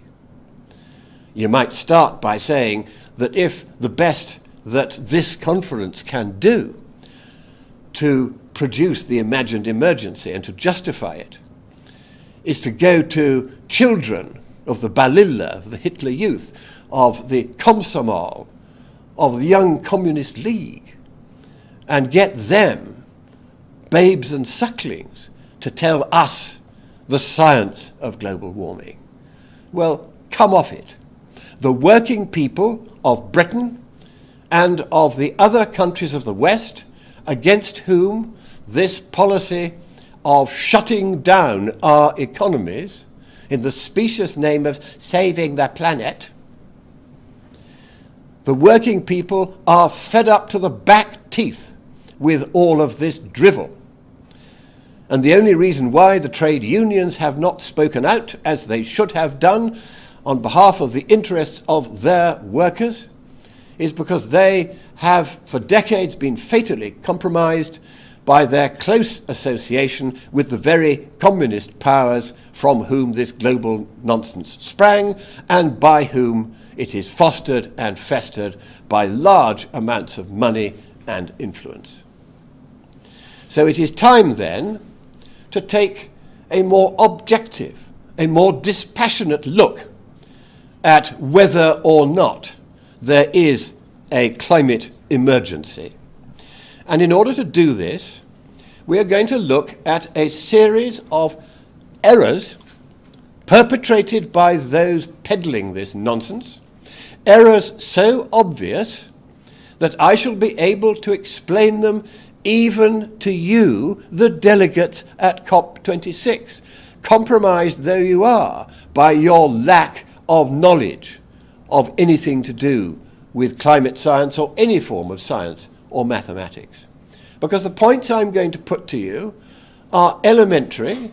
I shall be largely using the official consensus data, and I shall be drawing strikingly obvious and undeniably correct conclusions. Let us begin with the first and most obvious question that anyone who was dispassionately examining the question of global warming would ask. What is the ideal global mean surface temperature? Now, you have been listening for 10, 20, 30, getting on for 40 years, some of you, to all this bleating and blethering and blathering by the foo and the frit in these conferences about global warming. So you must, after your 10, 20, 30, 40 years of watching this storyline develop, for it is certainly not scientific, it is just a fictional storyline, you will be able to tell me what the ideal global mean surface temperature is. You'll be able to tell me what the current global mean surface temperature is. You'll be able to tell me what the difference between these two is, how much more global warming we can have before we have any kind of a crisis. Or maybe you can't, because you've never actually bothered to ask the question. And it's a very straightforward question. What is the ideal global mean surface temperature? In case some of you, Sir David Attenborough, don't understand why that question is an important question, let me explain it to you in very short words that you may be able to get. The answer is this. If you don't know what the ideal global mean surface temperature is, you cannot say that the warming compared with today would be a bad thing. Suppose, as we shall see in one or two scientific papers as I go through this presentation, that the ideal global mean surface temperature for all life on this planet is approximately 5 Celsius degrees above today's temperature. Well, in that case, the more global warming we can get, the more coal, oil and gas we can burn to push up the temperature, the better. Far from it being an emergency, it becomes a necessity to burn the coal, oil and gas to generate the electricity so as to approach more closely the ideal temperature. Now, I'm not going to tell you what the ideal temperature is, because if by now you haven't bothered to ask, you probably won't be very interested in my answer or in any answer to that question. But to those who are more dispassionate and more alarmed at the way the Western economies, uniquely and selectively and only, are trashing themselves and committing economic harakiri in the specious name of saving the planet, then you should at least find it curious that the question, what is the ideal global mean surface temperature, has never been asked by any of those posturing numpties at COP26. They haven't asked it because to ask that or any question, however elementary, however obviously the sort of question that one should ask, is to depart from the climate communist party line. Now, when I use the phrase climate communist, I don't mean that every stupid climate campaigner gluing herself to the road and stopping ambulances getting their patients to hospital is a communist. What I am saying is that there is a very large element of totalitarian input into this climate nonsense, and totalitarians of every kind, it doesn't matter whether they're Islamist, it doesn't matter whether they're communist, it doesn't matter whether they're fascist. They do not wish us well because they do not like the great freedoms on which the West is constructed. The freedom of election, the freedom of religion, the freedom of scientific endeavor and inquiry and publication, and the freedom of speech, and the freedom of market. Liberty, that is what is at the root of Western civilization. And this whole climate nonsense is designed to bring that liberty sharply, expensively, painfully, and, as I shall show, murderously, to an end. Now they will then say, oh, but there's a consensus. And whenever they say it, it always comes out like that. There's a consensus. Well, no, as it happens, there isn't a consensus. And even if there were, if you had been properly educated, then you would know that science isn't done by consensus anyway. So let us look at where this idea of consensus came from. Now, the use of the word consensus is a hallmark of far left, or basically of communist agitation. They try to say, there is a party line, everybody's agreed on it, you must comply. If you don't comply, then our agents at Fastbook and YouTube and Google and all those tech giants will make sure that you don't get your views aired. Well, the idea of consensus about the climate came from a paper published by a group of communists, and I use the word communists advisedly because the Strategic Threat Assessment Group was able to get into the intranet that the authors of that paper of 2013 in Australia were communicating with each other. And we found that they were saying, tee-hee, if we can invent a consensus and get a paper published in an agreeable communist front scientific journal, then the politicians in the West will believe that there really is a problem with the climate, and this is our way of helping towards the destruction of the West. And I confronted the ghastly Mr. Cook with this last time I saw him, and he was very upset that we'd been able to hack in and see that these were a group of left-wingers trying to undermine Western civilization by what is, frankly, and I'm going to use the word bluntly, a lie. Now, let me tell you how they did this lie. They published a paper saying that they had read 11,944 papers on climate and related topics, published after peer review in the leading journals of climate and related subjects over the 21 years 1991 to 2011. And they reported that in the abstracts or summaries at the beginning of each of those papers, 97.1% of those papers had explicitly stated the consensus view as Cook and his communist friends had defined it, namely that global warming is chiefly man-made. Now, in fact, when they had had 3 weeks of massive international publicity in the various Marx stream media, I was eventually able to persuade them to let me have their list of all 11,944 papers, and I wrote a computer program to read it down and count how many of those papers they had themselves marked as explicitly stating that global warming was chiefly man-made over recent decades. And the answer, when the computer spat it out, was 64.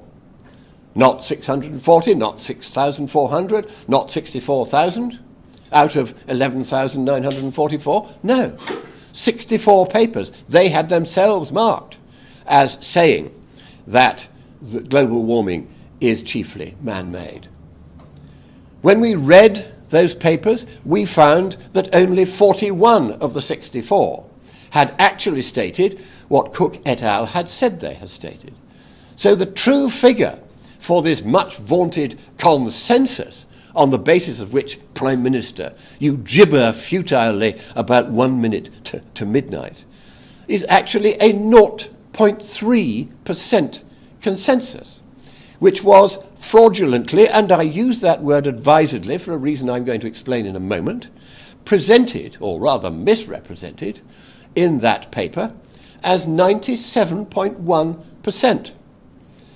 Now, you have to be pretty intellectually challenged if you cannot understand that 0.3%, the true consensus, is not the same as 97.1%, the consensus that was reported.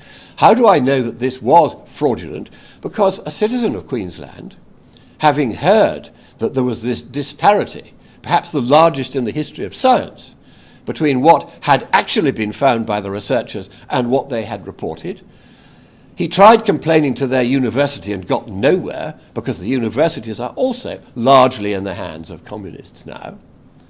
So he went to the Queensland police with a witness statement setting out the facts I've just given you, and he said, I am making an official complaint that this paper was fraudulent, and it has inflicted upon Australian and other taxpayers and users of energy worldwide enormous financial damage by what is essentially a lie and a deception and a fraud.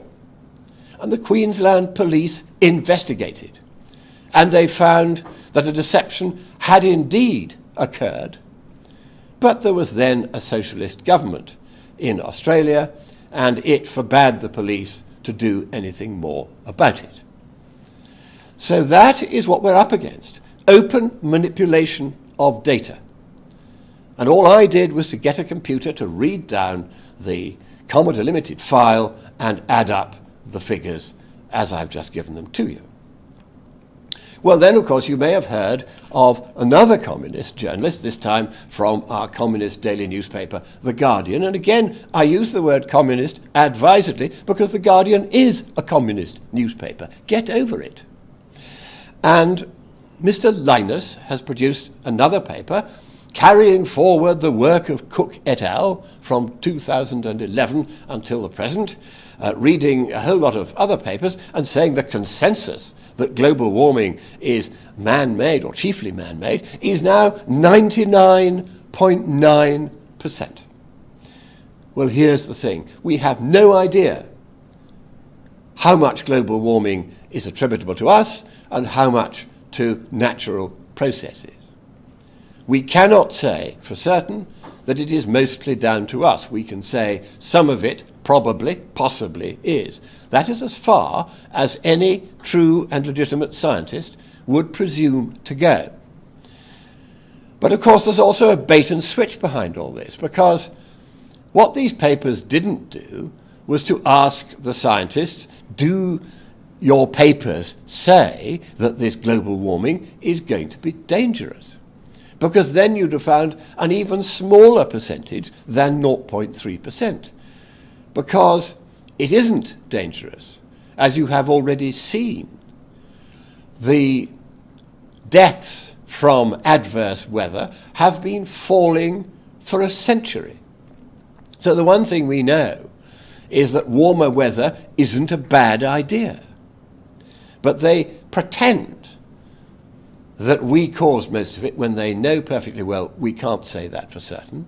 And then they pretend that it's dangerous when the figures by the All-Accred International Database of weather-related disasters do not bear out that opinion. But in any event, argument from consensus is an unholy conflation of two of the ancient fallacies of logic, first listed and excoriated by Aristotle 2,400 years ago, Your Majesty. Just because you're told by your ministers that everyone who matters is agreed on this subject doesn't mean that they are, and even if they were, they could simply be wrong. Argument from mere head count, Mr. Linus, Mr. Cook, is a fallacy of logic. And argument from appeal to the imagined authority of supposed experts is also a fallacy of logic. And the only correct conclusion that one may legitimately draw from a fallacy of logic, particularly from two fallacies of logic rolled into one, is that those perpetrating these fallacies are either insufficiently educated to realize how monumentally stupid they make themselves look, or too politically committed to care either way. Next error, they've been telling us global warming is going to be 11 Celsius this century. Margaret Thatcher herself, in a speech written not by me but by my successor as a scientific advisor at 10 Downing Street, said that temperature would rise by 1 Celsius per decade. Well, it hasn't, of course. The Stern report of 2006 said there would be 11 Celsius of warming, and on that basis there was a 20% chance of the entire planet coming to an end by 2100. I'm sorry, a 10% chance. Well, of course, the planet may come to an end by 2100. But the idea that a trivial change in the composition of the atmosphere, leading to a still more trivial change in the temperature of the atmosphere, will bring the planet to an end by 2100 is drivelling nonsense. Yet it is that drivelling nonsense that underpins the British government's understanding of why we must bankrupt the British economy, throw British working people out of jobs for the sake of saving the planet. CO2 has been rising at a rate faster than the business as usual scenario in IPCC's first assessment report in 1990. Now, the business as usual graph there, that's A, the top line, heading off up to the top right there, that is the line that they predicted if there were no efforts made to abate CO2 emissions. And sure enough, we're above that line. So when we come to the temperature graphs that I shall now show, they can't say that the temperature hasn't been rising fast because we've been reining in our CO2 emissions, because we haven't. That hasn't stopped some of the climate communists from pretending that that's why the global warming that they had so confidently predicted hasn't occurred. How much then did they predict? Well, none of you here at COP26 can answer that one, because you know what the party line is, but you don't know why, and you don't know the science, and you haven't bothered to find out. Now let me explain one thing.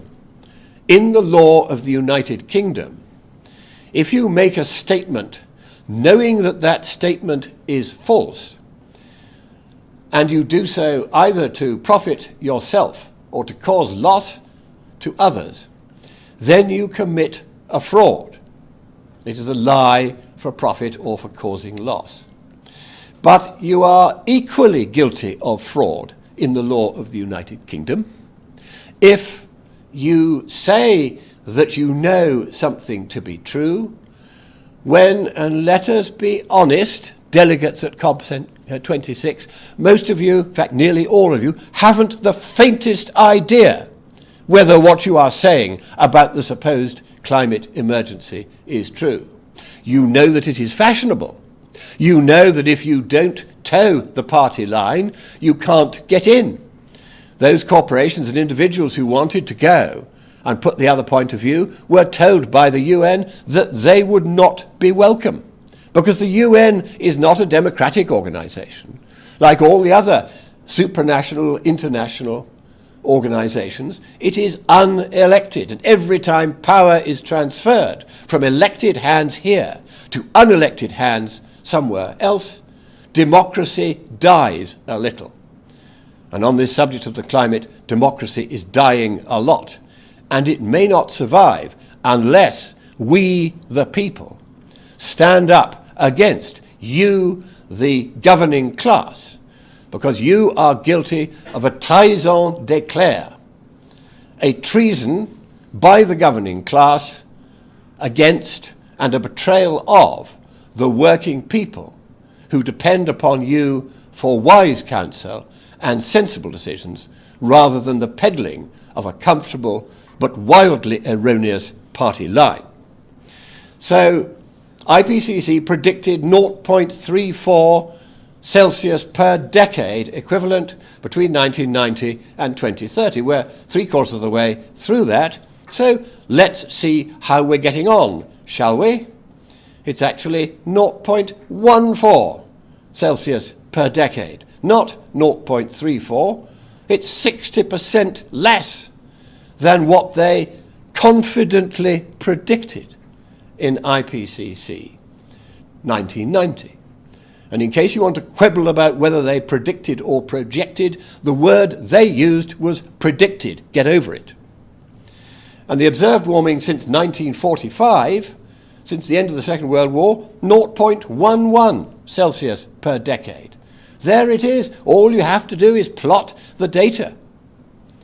And that's less than 1/3 of what they had confidently predicted as their mid-range estimate.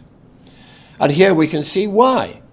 Because there are very, very long periods without any global warming, punctuated by occasional sudden spikes in global warming. That's not what we would expect as the pattern if CO2 was the reason for it. What has happened is that as the sun is pulled around the gravitational barycenter of the solar system by the orbital characteristics of the gas giant planets, Jupiter and Saturn, the crustal deformation beneath the ocean that is caused by those variations opens up so that the magma can come from below. And in the mid-ocean divergence zones where this occurs, the most prominent of them is in the tropical eastern Pacific, in what is known as the Niño 1 and 2 region. Beneath that region, not one but 3 of these ridges meet at a point where the divergence between the tectonic plates is occurring at a rate, an order of magnitude, and that, Your Royal Highness, means 10 times the global average for such divergences in mid-ocean, allowing magmatic intrusion from below. And if you've been watching the volcanoes recently in Iceland or in Italy or in La Palma, you will see that when that magma comes up, it's very hot. And if it comes up under the ocean, it heats up the ocean. The warmth is then carried around the world. And Professor Arthur Vittorito has written a distinguished series of papers pointing out the links between these orbital characteristics and the behavior of the crust and the emergence of warming from below, which is then circulated around the oceans by the thermohaline circulation, of which our end is the Gulf Stream that comes up here in western Scotland and gives it a climate far milder than the English Midlands. Now, one fact that you delegates here at COP26 have somehow failed to discuss or mention is that according to the British temperature record, the longest standing of all of them, there has been no global warming at all for 7 years and 7 months. And so there's a very simple question that arises from that fact, a fact which has been widely unreported in the mainstream media. How can they say it's worse than we thought when it's so much less than they predicted? How can they say there's an emergency and we're 1 minute to midnight when for the last 7 years and 7 months there has been not a flicker of global warming at all? The trend is a flat zero for all that time, practically since the last Ipcc report. Then, of course, you hear a lot about extreme weather and people dying all over the world because of that extreme weather. So let's have a look, not at the rhetoric, but at the scientific facts. For it is my job to give you these scientific facts. Now, first of all, I'm grateful to Roger Pielke Jr. And you notice I'm quoting a lot of scientists here. These are scientists who are doing very good independent work on the climate. They are accredited, skilled, proper scientists, professors and doctors of science. And they have come to conclusions at odds with the party line. And you're told no serious scientist dares to question the official consensus on the climate. Well, yes, they do. And I shall be quoting quite a few of them during this presentation. Here I quote very distinguished scientist, Dr. Roger Pielke Jr. He and his father have done very good work on this. And Roger Pielke Jr. actually says maybe climate change caused by us could be a problem, but let's not get it out of perspective. So he had a very good look at the IPCC report of 2021. And there is a question in science known as detection and attribution. Detection means you find that extreme weather is happening to a degree that you hadn't previously expected or experienced. And attribution means you think that it was caused by a given phenomenon, such as anthropogenic global warming. Now, the IPCC reviewed in detail 54 of these attribution and detection studies. Roger Pielke Jr. went forward and looked them up and tabulated them. And of those 54, 53 said there was no detection or attribution of any climatic event that could in any way be attributed to us or our warming of their planet. Only one of those studies said that some of the weather phenomena we have seen may have been attributable to us. And that was Grinstead et al. 2019. And upon that sole study, contradicted by 53 others reviewed by the IPCC has based its false and deliberately mendacious assertion that it was we who caused the extreme weather events that you see around the world. Extreme weather events which, if you knew any history, you would realize have been happening in the last 4.5 billion years. There's nothing unprecedented about the rate, the frequency, the type, or the incidence of any of these events. It's all happened before. But let us have a look at the IPCC's analysis. Again, I'm grateful to Dr. Pielke for this, because he gave a very good lecture to the Climate Intelligence Group, of which I have the honour to be a member. And in that lecture, he presented a table that you now see. Grinstead et al. Said that there were only 4 events that you could attribute to us that have been happening more frequently: heat waves, weather causing forest fires, severe droughts, and heavy rain. Now, of course, anyone with half a brain would at once say, wouldn't they, fellow delegates at COP26, wouldn't they, Your Majesty? They'd say, but hang on a moment. How can they say that droughts and rain are both attributable to us? Because they're kind of opposites, aren't they?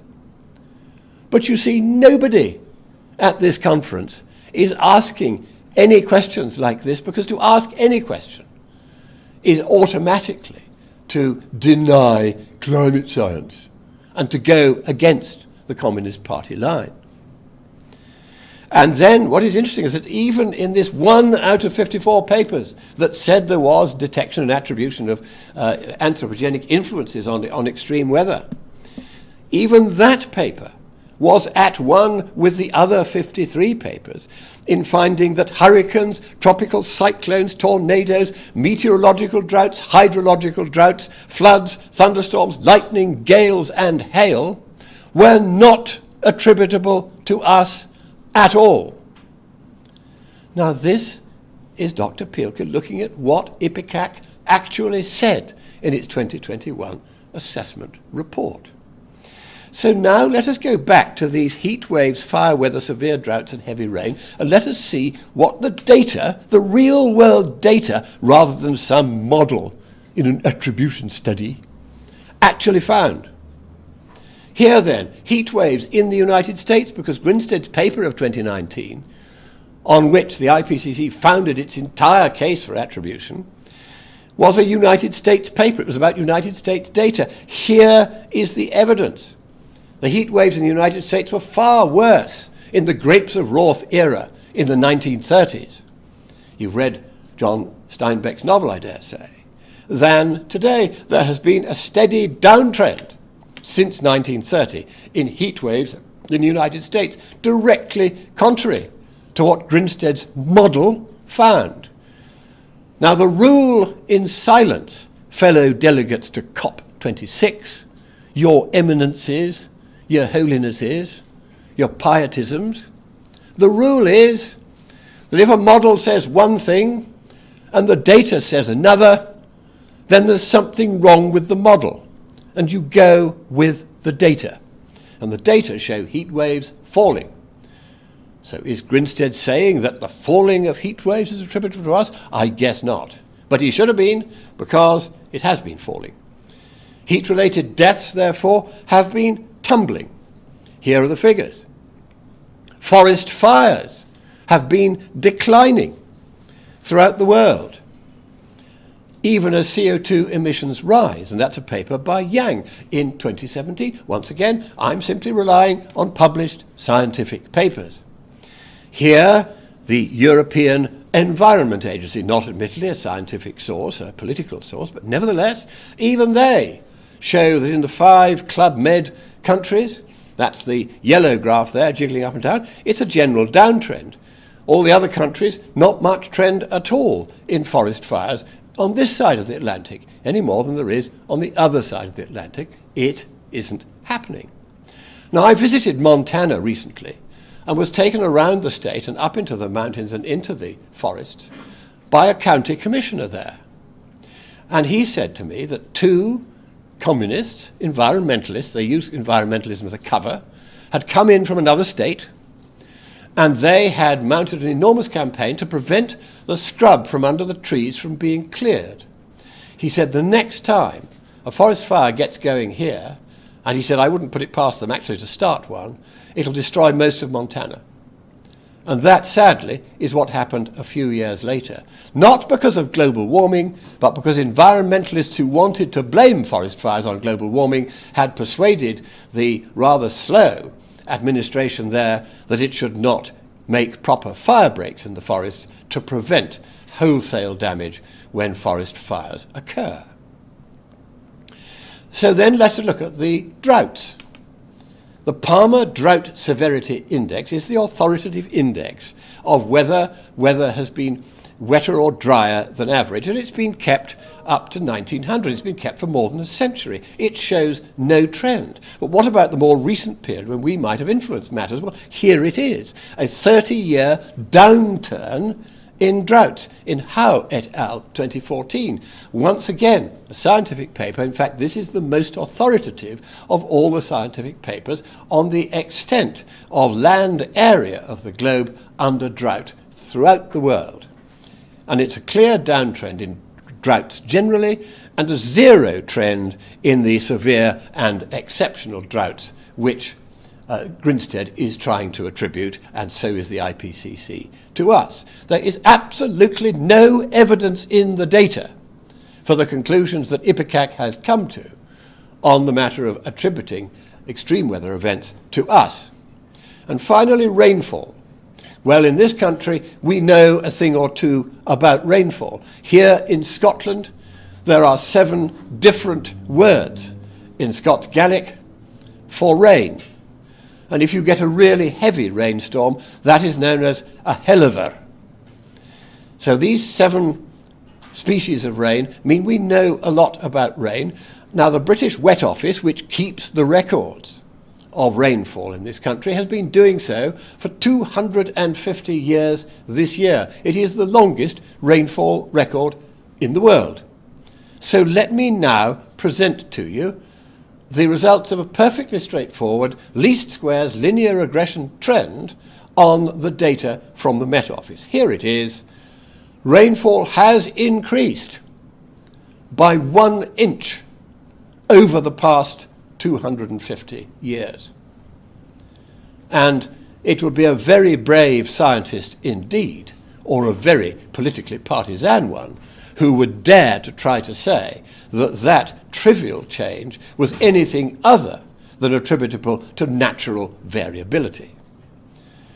But let us look at some of the matters that weren't included in Dr. Pielke's list. Sea level change.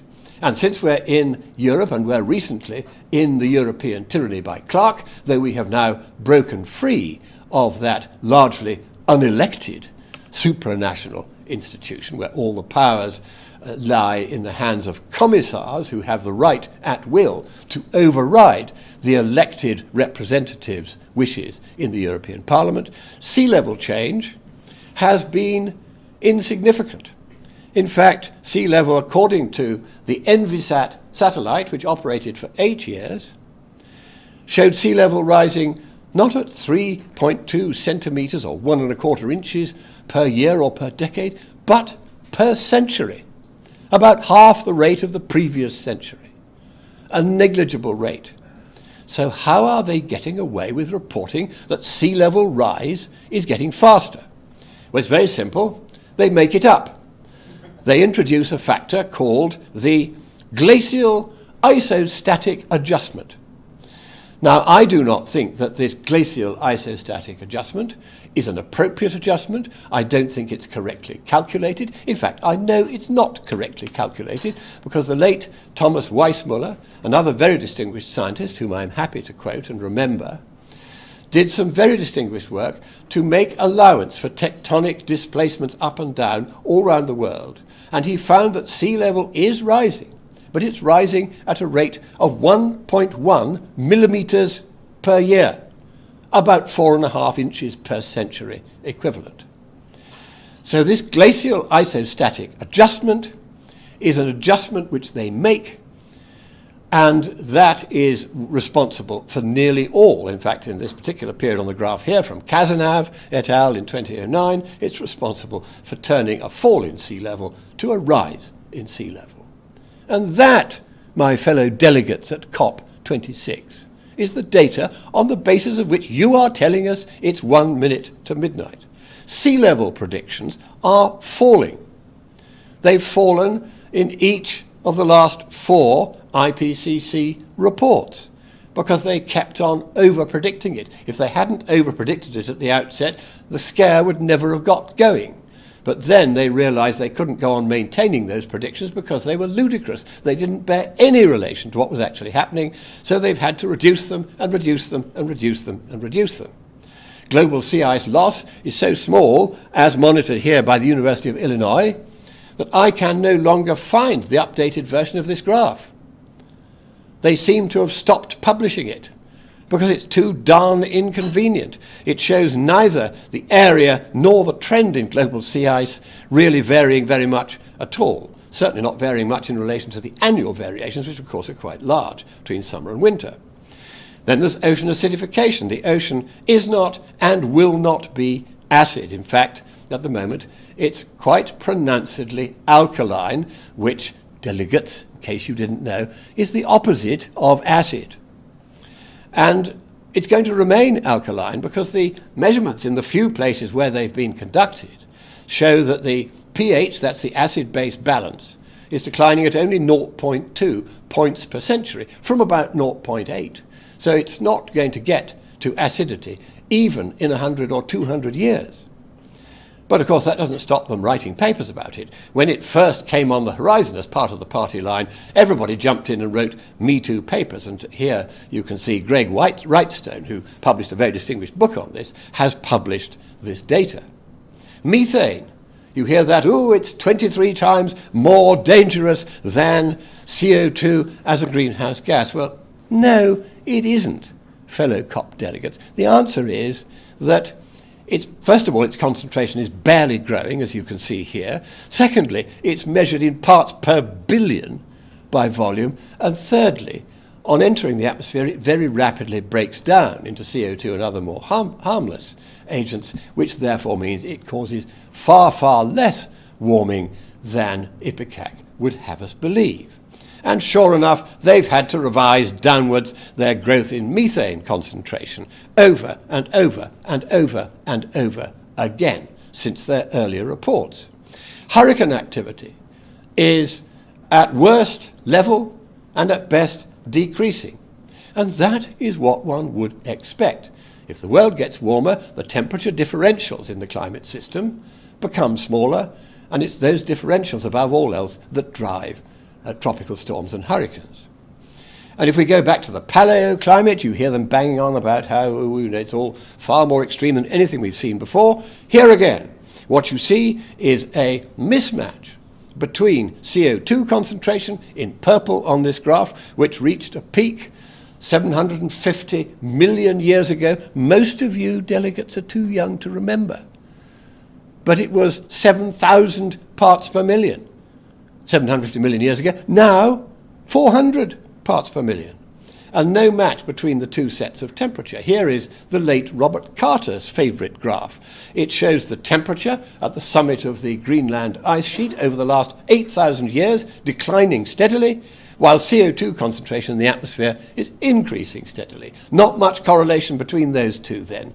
And although correlation does not necessarily imply causation, in logic, absence of correlation, as you see definitively established here, is proof of absence of causation. Here are the annual climate-related deaths. And this is an updated version of the graph you saw earlier. And here you can see the 2020 figure. It can't fall very much further, now can it? That doesn't look to me like 1 minute to midnight. Does it, Mr. Prime Minister? Has nobody shown you any of this information?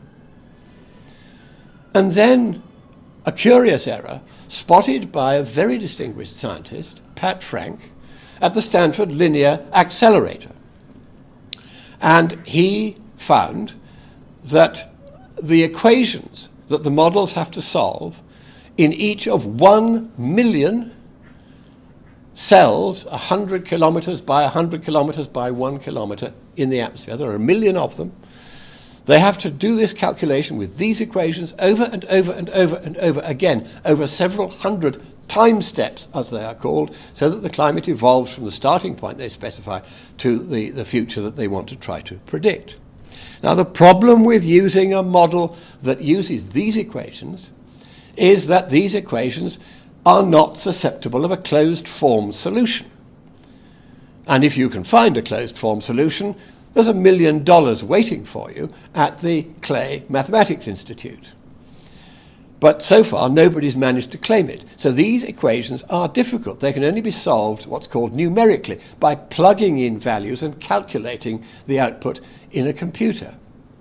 Now, the problem with that technique is that you get any uncertainty in the data that you start off with in the first iteration will propagate throughout the model, and that large orange zone is the zone of uncertainty in just one of the thousands of variables that inform these models. And what it shows is that the propagation of that uncertainty means that you could get an uncertainty zone of plus or minus 12 Celsius degrees by 100 years' time. And that means that any predictions you make that are less than plus or minus 12 Celsius degrees in 100 years' time are, statistically speaking, proven beyond any shadow of a doubt to be no better than guesswork. So, delegates at COP26, your case for saying we're all doomed is based purely on what has been proven in Pat Frank's paper of 2019 to be guesswork. And in fact, I was at the World Federation of Scientists conference in Erice in Sicily in 2016. When Pat first presented his results, he was howled down in the most appalling fashion by the climate communist scientists there. They were so rude to him that he almost came off the stage in tears. And I went to comfort him and I said, you must publish this paper. He was rejected 9 times by a total of 30 reviewers, until eventually a journal sent it to Carl Wunsch. Now, Carl Wunsch is not a scientist on our side of the debate, but he is one of the very few on the other side of the debate who has a capacity for being honest.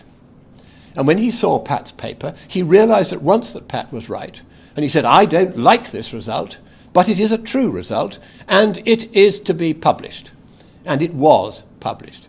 It is perhaps the most important paper ever to have been published in the history of climatology, because what it shows is that you cannot use climate models to tell us anything whatsoever about the future evolution of global temperature. Now then, there is an error found by my team, which I shall cover briefly, because it is so simple. Here is the data for the equilibrium state of the climate in 1850. It was an equilibrium because there would be no global warming from 1850 for another 80 years. It was a zero trend. The climate, therefore, was pretty much in equilibrium. And it is valuable for that reason. When I first wrote to Sir John Horton, the late Sir John Horton, who was then head of the Ipcc, back in 2006 to 7, to say, how do you get from only 1 Celsius of direct warming by global CO2 emissions to 4 Celsius of final warming? He said it's because of the data for 1850. Because what they said was that there was a natural greenhouse effect of 32 Kelvin, of which only 8 Kelvin roughly was directly forced warming from the greenhouse gases, the pre-industrial non-condensing naturally occurring greenhouse gases. Therefore, you multiply any direct warming from greenhouse gases by 4. But that was a mistake, because 97% of the direct temperature that prevailed in 1850 came from the sun, and therefore 97% of the feedback response that was evident in 1850 also came from the sun. Well, what then is feedback response? It is an additional warming dependent upon and proportional to the direct or reference temperature. At any moment, the feedback process is then present, must respond in strict and direct proportion to the magnitudes of the components in reference temperature. What that means in plain English is they forgot the sun was shining and that the sun was responsible for 97% of the feedback response that they were incorrectly adding to and miscounting as part of the feedback response to the greenhouse gases. And here you can see the contrast between their error and the correct position in 1850. 32 over 8, roughly, they reckoned 4.2 is what you had to multiply the direct warming from CO2 by to get the final warming. Actually, it's less than 1.1, provided you put the solar warming of 255 Kelvin at the top and bottom of that ratio. It's a really simple, really serious error. There it is in one slide. That's how bad the science behind this global warming drivel actually is. And the effect of their errors is to multiply the true rate of warming by about 4. But it gets worse, because if you use the correct way of attributing feedback, then you'll find that just a 1% increase in the feedback regime, in the system gain factor as it's called, would lead to a 250% increase in global mean surface temperature response. And that, once again, confirms Pat Frank's finding. It means there's absolutely no way that you can, in any way, make forecasts about how much global warming we're going to cause. And that means that they have to rely instead on the actual evolution of temperature as measured by our temperature sensors. So how did they make this mistake? They made it by relying upon the standard diagram for a feedback loop on the left. We have redone that with a functionally identical diagram on the right, in which it's much plainer that you have 2 inputs, both of which are amplified in proportion to their magnitudes by the feedback fraction at the bottom there. And those 2 inputs at the top left of the right-hand diagram are the base signal, that's the one from the sun, and the gain, that's the one from the greenhouse gases. That's the mistake they made. They didn't understand that these 2 graphs are functionally equivalent. And sure enough, because they make that mistake, they assume that there is no great change in the feedback response with temperature, and that therefore you will get about 4 Celsius of warming per 1 Celsius of direct warming on doubling of CO2. I say again, they forgot the sun was shining. So global warming then is not a strategic threat at all. The real threat is the sheer, overweening, unbelievable ignorance of elementary science, mathematics, and scientific method on the part, in particular, of the Western governing elites. We can no longer afford to have people so little qualified making such catastrophically expensive decisions designed to crush our working people and our economies in the West as business after business after business. The aluminium smelter at Kinloch 11, the steel works from almost everywhere in Britain, the coal mining industry, all these industries, one by one, transferred from here, and where to? To China, to India, to Russia, to countries that are not tying themselves down with this climate nonsense. And the purpose of this presentation today has been to show you, you delegates, that you need to look at the science just a little bit, rather than simply believing what you are told by those who have a political agenda profoundly inimical to the freedoms that we have until now enjoyed here in the Western world. So I say this finally to you, in concluding this presentation, fellow delegates at COP26, I say this to you, Your Majesty, say this to you, Your Royal Highness, you, Prime Minister, you, Mr. President. Wake up, Mr. Prime Minister, wake up, Mr. President, and pay heed. Because you're all about saving the planet. Well, here's the thing. The planet was triumphantly saved 2,000 years ago, and it does not need to be saved again. Thank you.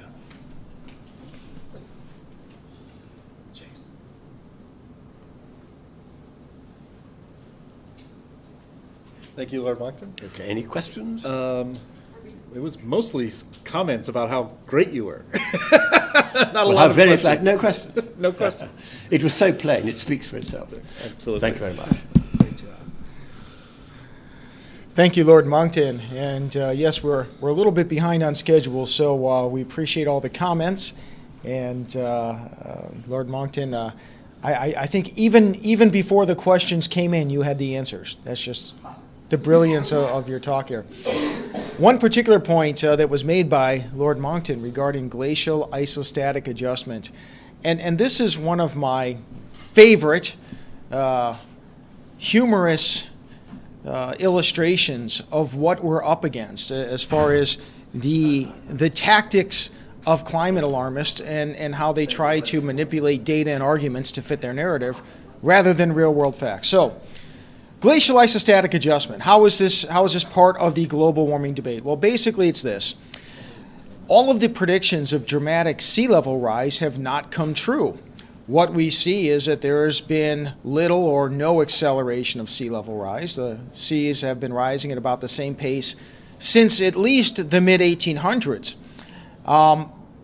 But that's very inconvenient for folks who want to tell you there's a climate crisis, especially when so many of their predictions are about the seas rising and inundating whole cities.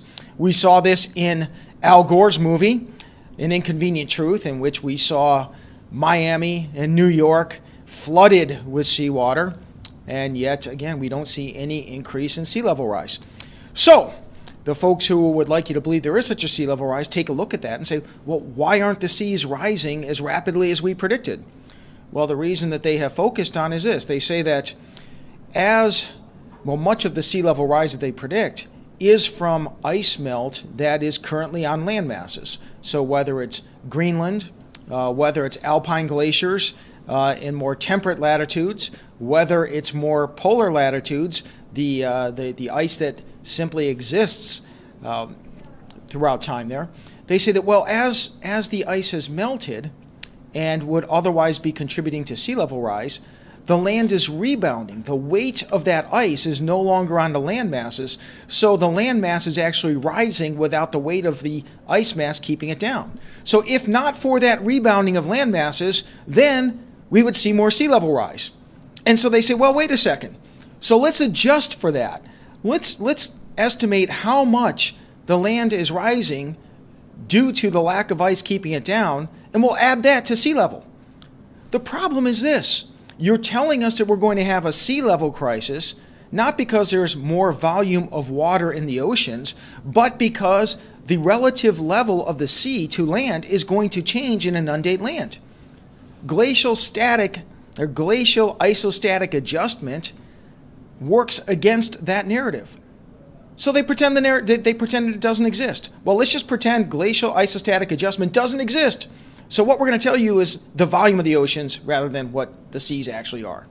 Anyway, I digress, but there's an illustration. Lord Monckton touched upon it, but this is what we're up against when folks are claiming climate crisis for facts that simply do not exist. Even when they're proven not to exist, then they adjust the way they compute things. Now, that being said, I'm going to give a presentation here for the next 20 minutes or so, and oftentimes people will say to me, James, can you give me just an overview or something that I should share with people? What are the most important issues? What are the fundamental issues in the global warming debate?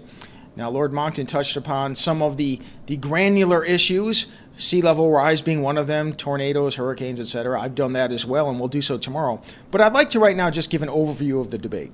So first of all, it's important to understand that if we're talking climate science, and we're often accused of not following science, it's important to know what science is. Because really, it's the alarmists that are deliberately not following science. Science is the scientific method. The scientific method defines science. The scientific method it encourages and requires testing predictions and hypotheses with real-world observations. The scientific method is not you poll certain people, you choose who you want to ask questions to, and you report what you think the majority answer is. It is testing a hypothesis. True scientists welcome such skepticism and testing. They encourage it rather than vilify it. If anybody presents an argument, a criticism, that people are challenging scientists, criticizing scientists, actually no, what we're doing is challenging their assertions. We're performing science. Second, climate models that merely predict future temperatures are not proof. They're predictions. At best, they are very weak evidence, but even that's stretching the term evidence. They are somewhat informed predictions. It's not scientific proof or scientific evidence. Also, climate models that merely predict future climate change impacts, hurricanes, tornadoes, droughts, floods, etc., again, are not proof of anything. They're predictions. And especially when we know, as Lord Monckton showed, as other climate realists have showed, as the scientific data show, if these events are not occurring in the real world, well, then real-world evidence trumps predictions and theories. What are the parameters of the debate in terms of points of agreement, points of dispute? This is important because oftentimes climate alarmists would like to have us believe that it's an argument over, is the Earth warming or is it not warming? You denialists pretend the Earth isn't warming. No. Climate realists, myself included for decades, have acknowledged what is in fact shown by scientific evidence. First, the Earth has been warming for more than a century, even before we had coal-fired power plants and SUVs. Also, that human activity is likely a factor. Carbon dioxide is a greenhouse gas. If you add more to the environment, you're probably going to get some more warming. But the points in contention are how much of the warming that we have experienced is natural versus human caused. That's a pretty significant issue. The fact that we're causing some warming doesn't mean we're causing all of it. How much future warming is likely? That gets closer to the heart of the debate. Even if humans are causing all of the warming, which is highly unlikely, nevertheless, if the warming does not create severely negative implications, and perhaps may even be beneficial, you don't have a global warming crisis. And finally, what will the consequences of any such warming be? Again, those are the more key questions. And when we hear talk about consensus this, consensus that, the only polls or surveys that are presented by alarmists, as flawed as their methodology is, nevertheless, even so, even if we accept their methodology, still the key questions that are asked are simply, has the Earth warmed? Are humans playing a role? Well, you just heard me say yes. I'm part of the 97% that they like to present, but those aren't the issues that are really in contestation. So, if you walk away from my talk remembering only one thing, I want you to remember this. We cannot have a global warming crisis if temperatures are unusually cool rather than unusually warm. I mean, that's common sense. How can you have a global warming crisis if temperatures are not excessively warm? And the scientific evidence, the objective scientific evidence, the verified peer-reviewed scientific evidence shows that temperatures are unusually cool, not warm. So this here is, these charts are presented by the European Science Foundation. That is a project by the Greenland Ice Core Project. These are temperatures that were taken by drilling ice cores into the Greenland ice sheet. They withdraw the ice sheet, and from those ice cores, they were able to determine what past temperature was. It is not in dispute. I'd like you to take a look at the top right chart. What you see on the far right, those are temperatures today, and as you move to the left in that chart, you're going back 10,000 years of temperatures. Notice that for most of the past 10,000 years, and especially most of the past 8,000 years, in other words, the period in which human civilization first developed and flourished, temperatures were significantly warmer than today. It's been rare that temperatures have been any cooler than today. How can we have a climate crisis when we have a long way to go just to reach temperatures that are more usual during the period of human civilization? At the bottom, you see the past 2,000 years. Again, current temperatures are on the right. That small amount of warming you see at the far right, still, that's the warming of the past century, still leaves us short of the temperatures that predominated during the medieval warm period, when Vikings were able to prosper in Greenland. So again, we don't have unusually warm temperatures. Therefore, we don't have a global warming crisis. This is a chart that is taken directly from the United Nations' very first Intergovernmental Panel on Climate Change Assessment Report. And you see the same thing. Look at the top. This is going back 1 million years. Current temperatures are at the far right during our current interglacial warm period. When you look at the record, you see periods of about 100 to 150,000 years of cooling temperatures and ice ages, interrupted briefly, on average by about 10 or 15,000 years, by interglacial warm periods. Notice that every single one of the past at least 6 interglacial warm periods was as warm or warmer than current temperatures. The planet does not have a fever. The planet is abnormally cool compared to past interglacial warm periods. The middle chart, you see this confirms what we saw from the Greenland Ice Core project. Again, throughout most of human civilization, over most of the past 8,000 years, temperatures were warmer than today. And the bottom chart, we see the same thing. Temperatures in the Little Ice Age certainly bottomed out in the 1600s. Temperatures bottomed out. We have recovered somewhat, but still, even with that recovery, we're still cooler than temperatures that existed during the medieval warm period. This chart here is produced from Geophysical Research Letters. It is a peer-reviewed scientific journal. It's one of the most prestigious scientific journals that deal with Earth sciences. Now, what you have here is a reconstruction of solar output, solar irradiance, going back to the year 1600.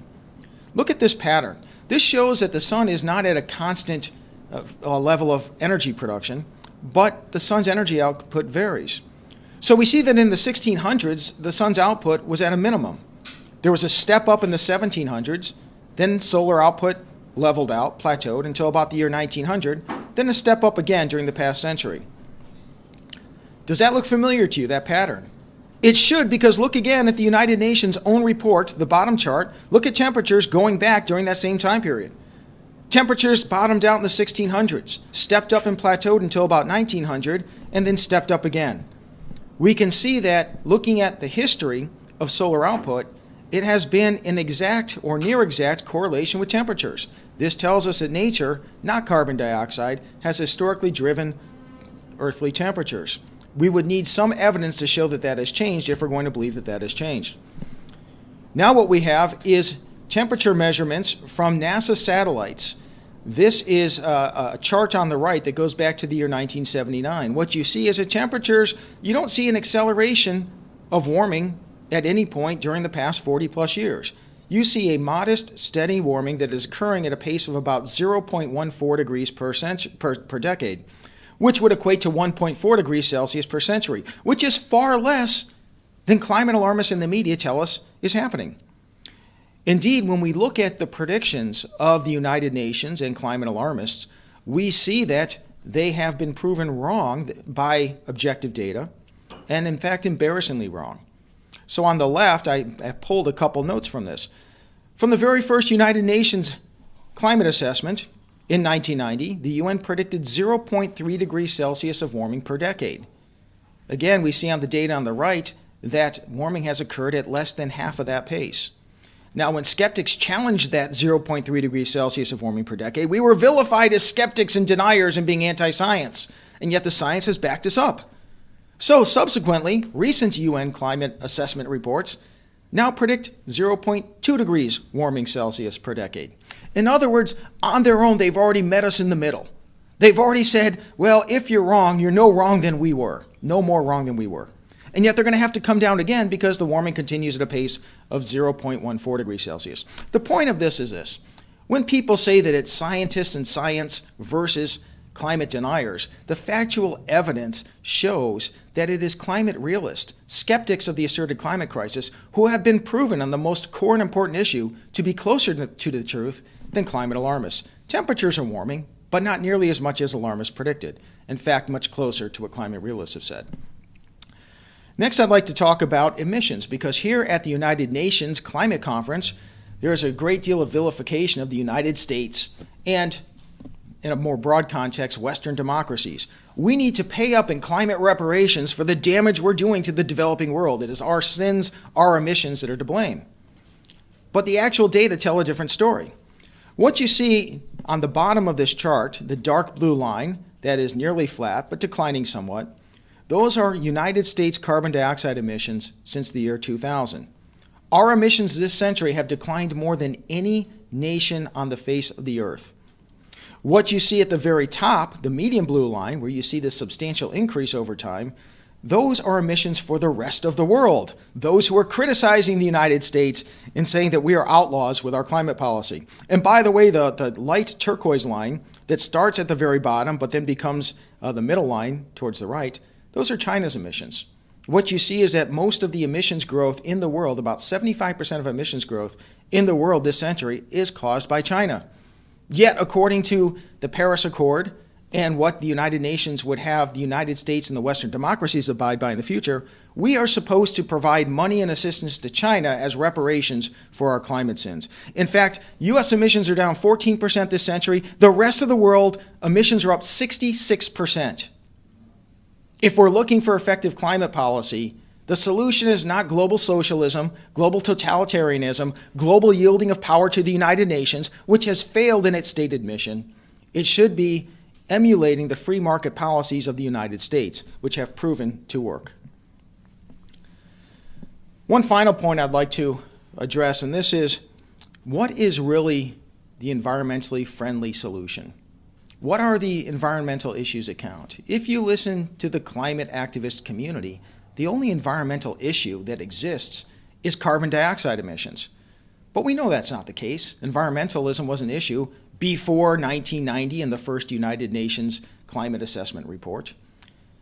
So one of the things that bothers climate realists is the fact that the so-called solutions being pushed by the United Nations are far more environmentally destructive than anything they claim from modestly warming temperatures. Now on the right, what you see, this is a screenshot of a Harvard University study. This was peer-reviewed and published, Harvard University scientists in 2018, who believe in a climate crisis. But they said, if we're going to solve this, what are going to be the implications? And you can see the title of their paper, Large-Scale Wind Power Would Require More Land and Cause More Environmental Impact Than Previously Thought. The gist of the paper was that you would have to carpet 1/3 of America's landmass with wind turbines to replace conventional energy with renewable power. Wind power is by far the dominant renewable energy source. If you were to carpet 1/3 of America's landmass with wind turbines, you would be destroying entire ecosystems. You would be destroying the environmental habitat that is necessary for the nurturing and preservation of wildlife in this country. You can't get around that. I cannot think of anything more environmentally destructive than carpeting 1/3 of the landmass with wind projects. A few quotes from that study. Oh, and by the way, it's not even going to reduce temperatures. Here are a few quotes. First of all, this is from the Harvard University press release on the paper itself. Harvard University researchers find that the transition to wind or solar power in the United States would require 5 to 20 times more land than previously thought. Next, to estimate the impacts of wind power, they covered 1/3 of the continental U.S. with enough wind turbines to meet present-day electricity demand. That's how much it would take to replace coal, oil, and natural gas with wind power. And finally, the researchers found this scenario would warm the surface temperature of the United States by 0.24 degrees Celsius, with the largest changes occurring at night when surface temperatures increase by up to 1.5 degrees Celsius. This warming is a result of wind turbines actively mixing the atmosphere near the ground and aloft while simultaneously extracting from the atmosphere's motion. This research supports more than 10 other studies that observed warming near operational U.S. wind farms. Folks, it might feel good to say you're doing something about global warming, to think you're doing something about global warming, but if what you are proposing is going to be more environmentally destructive than the so-called problem, and if the science shows we're not facing a climate crisis at all, and if the science shows that temperatures are abnormally cool rather than warm, I think it's more important to protect the environment and protect human health and welfare than to have feel-good platitudes and politicians being able to take credit for solving a crisis that does not exist. In conclusion, just remember, it's the scientific method in science that trumps messaging, backslapping, and greenwashing. If we adhere to the scientific method, you're going to discover, and the planet will discover, and I believe we will because human people are innately intelligent and discerning, that we are not facing a climate crisis. Thank you very much. I'd like to introduce the next speaker, or do we have questions, Jim? We have a few questions. All right, I'll take questions, my favorite part. First of all, this is actually my question. So, Uh-oh. so I thought of during your presentation.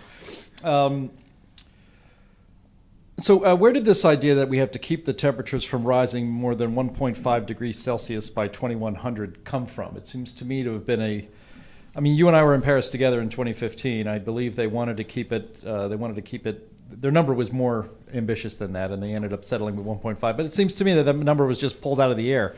What is the difference in the globe's status It's if a political... it's 1.5 degrees Celsius or Yeah. 2 degrees Celsius? Yeah, great question. It's a political construct.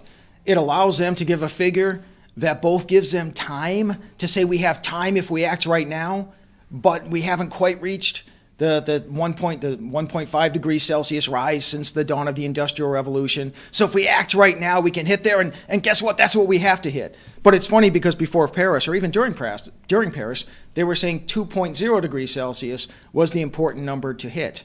2.0 degrees Celsius of warming since the dawn of the Industrial Revolution. But climate activists complained that it gave us too much wiggle room and it didn't require zero carbon right away. So they said, whoa, lo and behold, actually 1.5 is the magic number. It has nothing to do with science. It has everything to do with supporting and just giving basis to a political agenda. Okay. So how do you think people should react when they hear that the UN through specific policies will be able to keep the temperature down by a fraction of a degree Celsius? I mean, it seems to me that that's fantasy. That what policies are going to actually do that? They don't know. They can't know, right? Right. And even if you look at the U.S. Environmental Protection Agency's own climate models, if we were to eliminate all U.S. emissions immediately, still, by the end of the century, the amount of warming that would be averted would be minuscule. I believe it's less than 0.1 degrees Celsius. In other words, it would just mean the warming that would otherwise have occurred in the year 2200, or we'll say 2100, will have occurred instead in like 2102. Listen, nature has always ruled the climate. The sun's output primarily has always dominated as far as an impact on temperatures. We're probably contributing a little bit at the margins.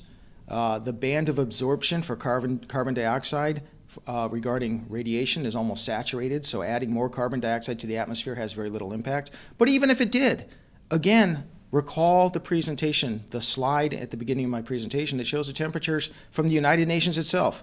Temperatures have historically been much warmer than today. We're not facing a climate crisis. The Earth doesn't have a fever. The Earth has a cold. It almost has pneumonia. Can you address? Somebody mentioned this. The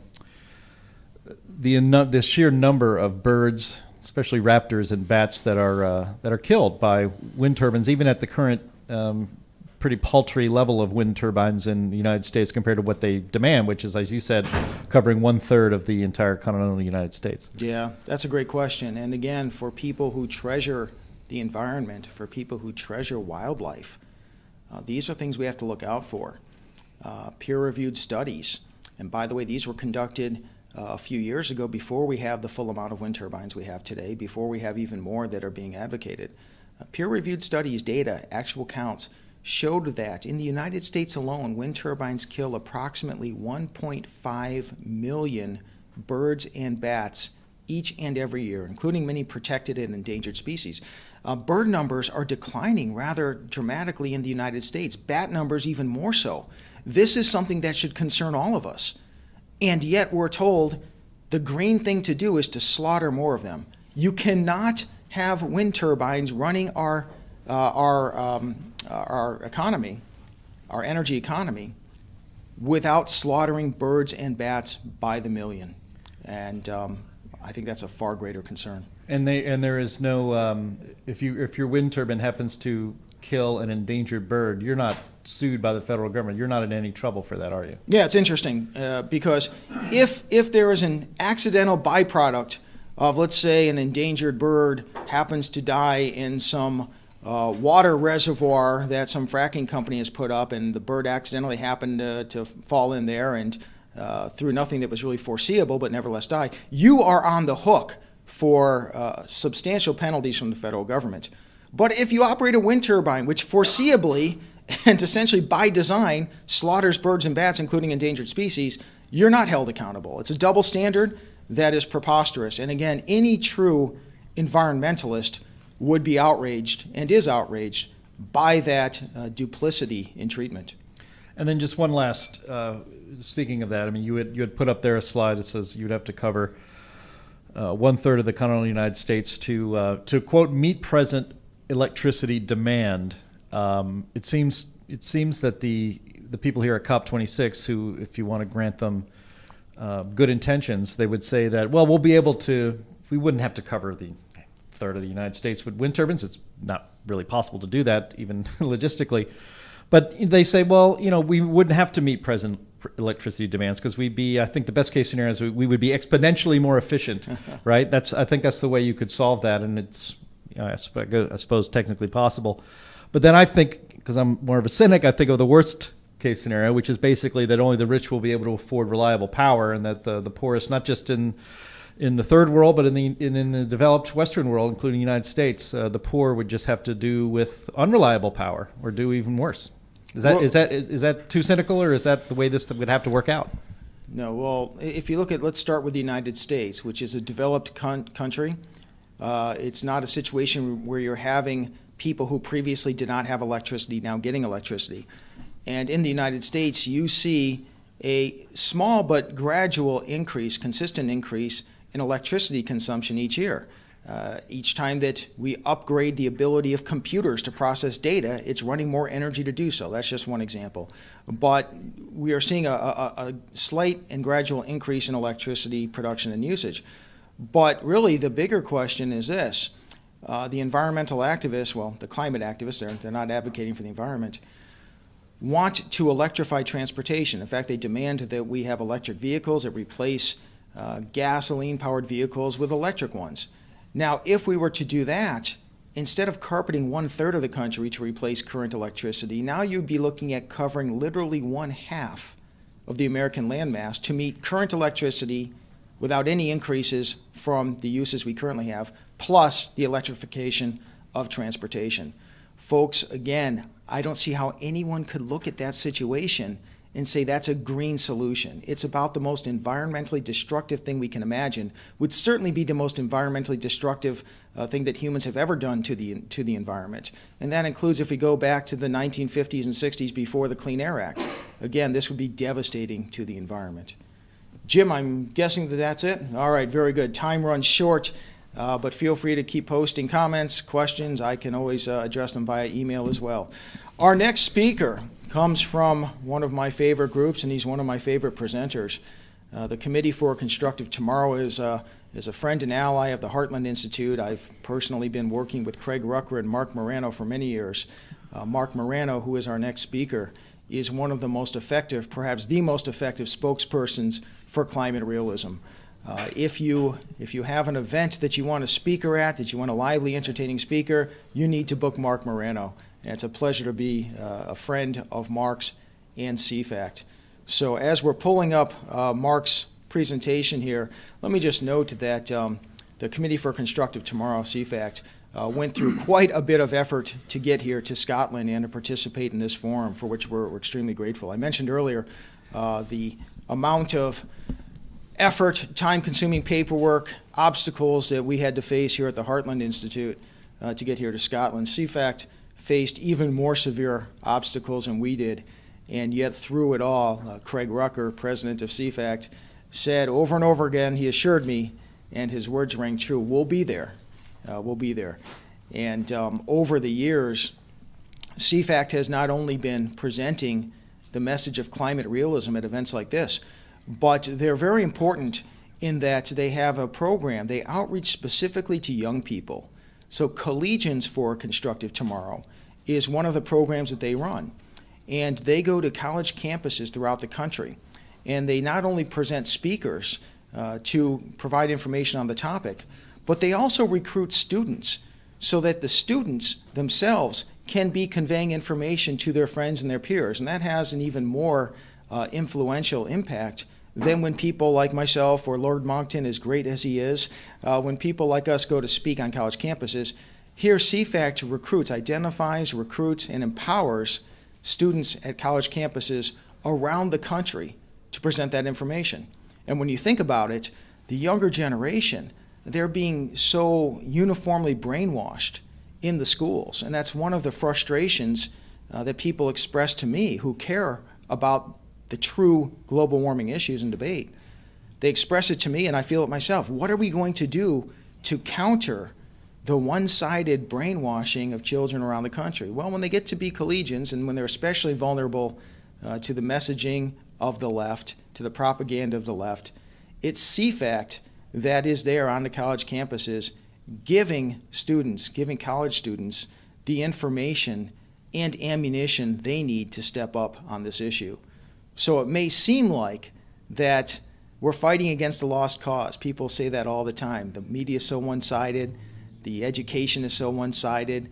We're fighting a lost cause, but we're not. At the Heartland Institute, we're fighting very hard on this, but CFACT is at the very forefront of presenting information to young people.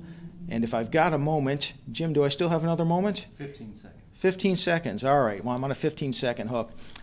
Tomorrow, I will also give a presentation on our new project, which is Climate at a Glance. It's a book for teachers and students that summarizes in concise format, in a format that's easy to understand, that won't go over people's heads, but nevertheless is compelling and scientifically based. We're presenting the information that teachers and students need to know regarding global warming and related issues. We've had tremendous positive feedback on that, so I think we're entering CFACT territory for our impact on young people around the country. So with that, it is my pleasure to introduce the Communications Director for the Committee for Constructive Tomorrow and one of the most effective spokespersons for the truth and climate realism, Mark Moreno. Thank you so much. Thank you, James. Wow, what an introduction. And thank you, Heartland, for providing this forum in Scotland. This has been just an invaluable resource to have this right next to the conference center, pushing back on everything that you're hearing in that conference room here in Glasgow. And we're going to go through this. This is going to be a wacky overview of everything that's happening at this summit, previous summits, and the key things you need to know. I title it Build Back Bankrupt. Now, why is this called Build Back Bankrupt at UN Climate Summit? Well, we all know Boris Johnson, Joe Biden. Their motto has been, since the COVID lockdowns have crippled countries, is Build Back Better. But we're finding out in quick order what they really meant was Build Back Bankrupt. My book, of course, is Green Fraud, released in March 2021, and I'm honored to say that Lord Monckton, James Taylor, other key people you've already heard speak are featured prominently in the book and cited and quoted.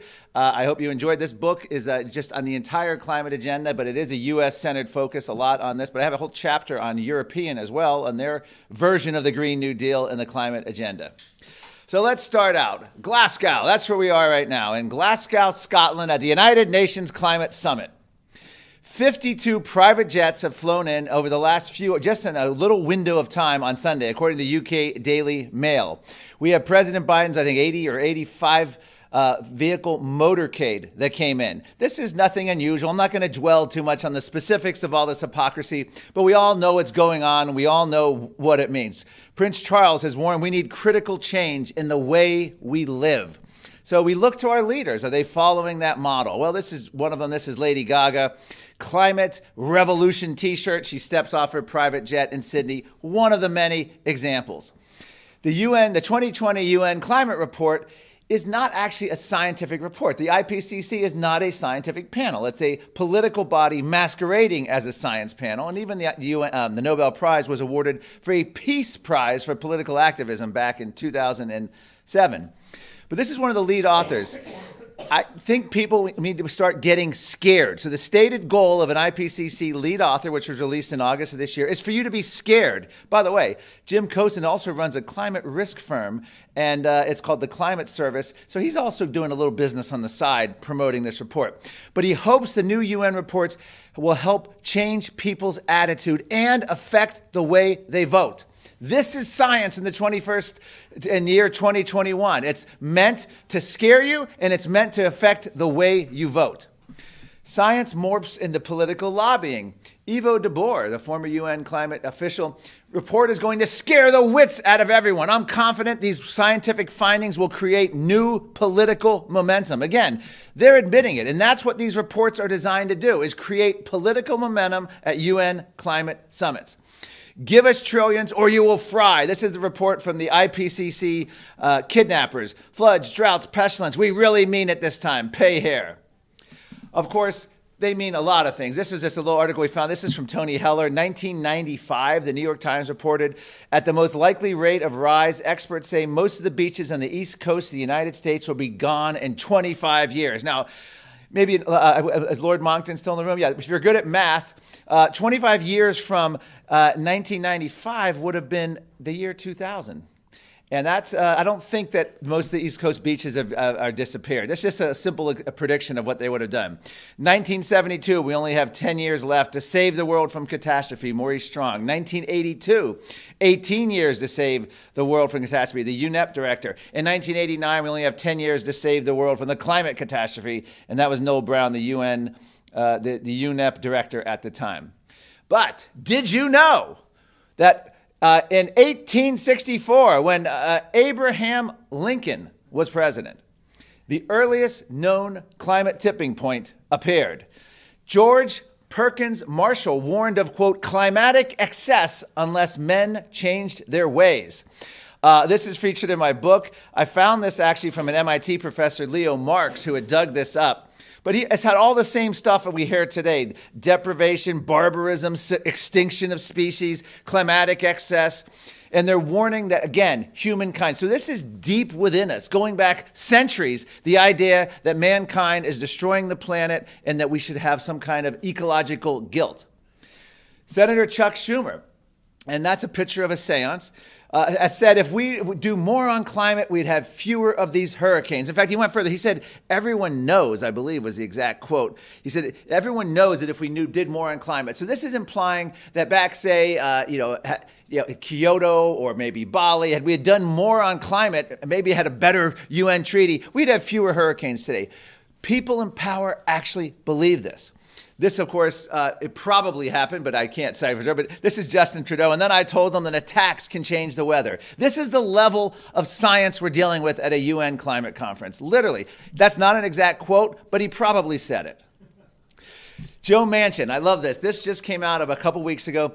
Rolling Stone magazine. There's a $500 billion Biden initiative dealing with clean energy, climate, or renewable energy, unreliable energy. Manchin is opposed to it. So Rolling Stone said that Senator Joe Manchin of West Virginia has, quote, cooked the planet. And they mean it literally. This isn't a metaphor. West Virginia just cooked the planet. I don't mean that in a metaphorical sense. I mean it literally. Unless Manchin changes his negotiating position, he will be remembered as the man who chose to condemn virtually every living creature on earth to a hellish future of suffering, hardship, and death because he voted against a budget bill in Washington. Let's repeat that. A hellish future on earth, every man, woman, and child condemned because he voted against a budget bill. Bill McKibben, Senator Manchin's no vote on the budget bill will alter Earth's geologic record. Now, is there a geologist in the room? Can we have it? I want an answer. Is that possible? Can one vote on a pork bill spending bill in Washington alter the geologic record? You know, we've heard of the Anthropocene, the age of man. Are we going to have the Manchin-pocene? I don't know. I'm probably butchering that, but this is the absurdity. This Rod Serling never said it, but hey, this would have made a great episode of Twilight Zone. A world where people believe the temperature of the planet can be controlled by giving the government more money, by more money to the government. This is the level. This is all you need to know about what's happening in Glasgow, Scotland right now. These people actually believe this horse bleep as self-censored. Okay. How many times do we have to save the planet? Let's go back 6 years. I was there, and Lord Monckton was there, the previous speaker. I believe James Taylor was there. In Paris, years from now, this is Al Gore. This is after they successfully signed the Paris Agreement, and everyone was exuberant.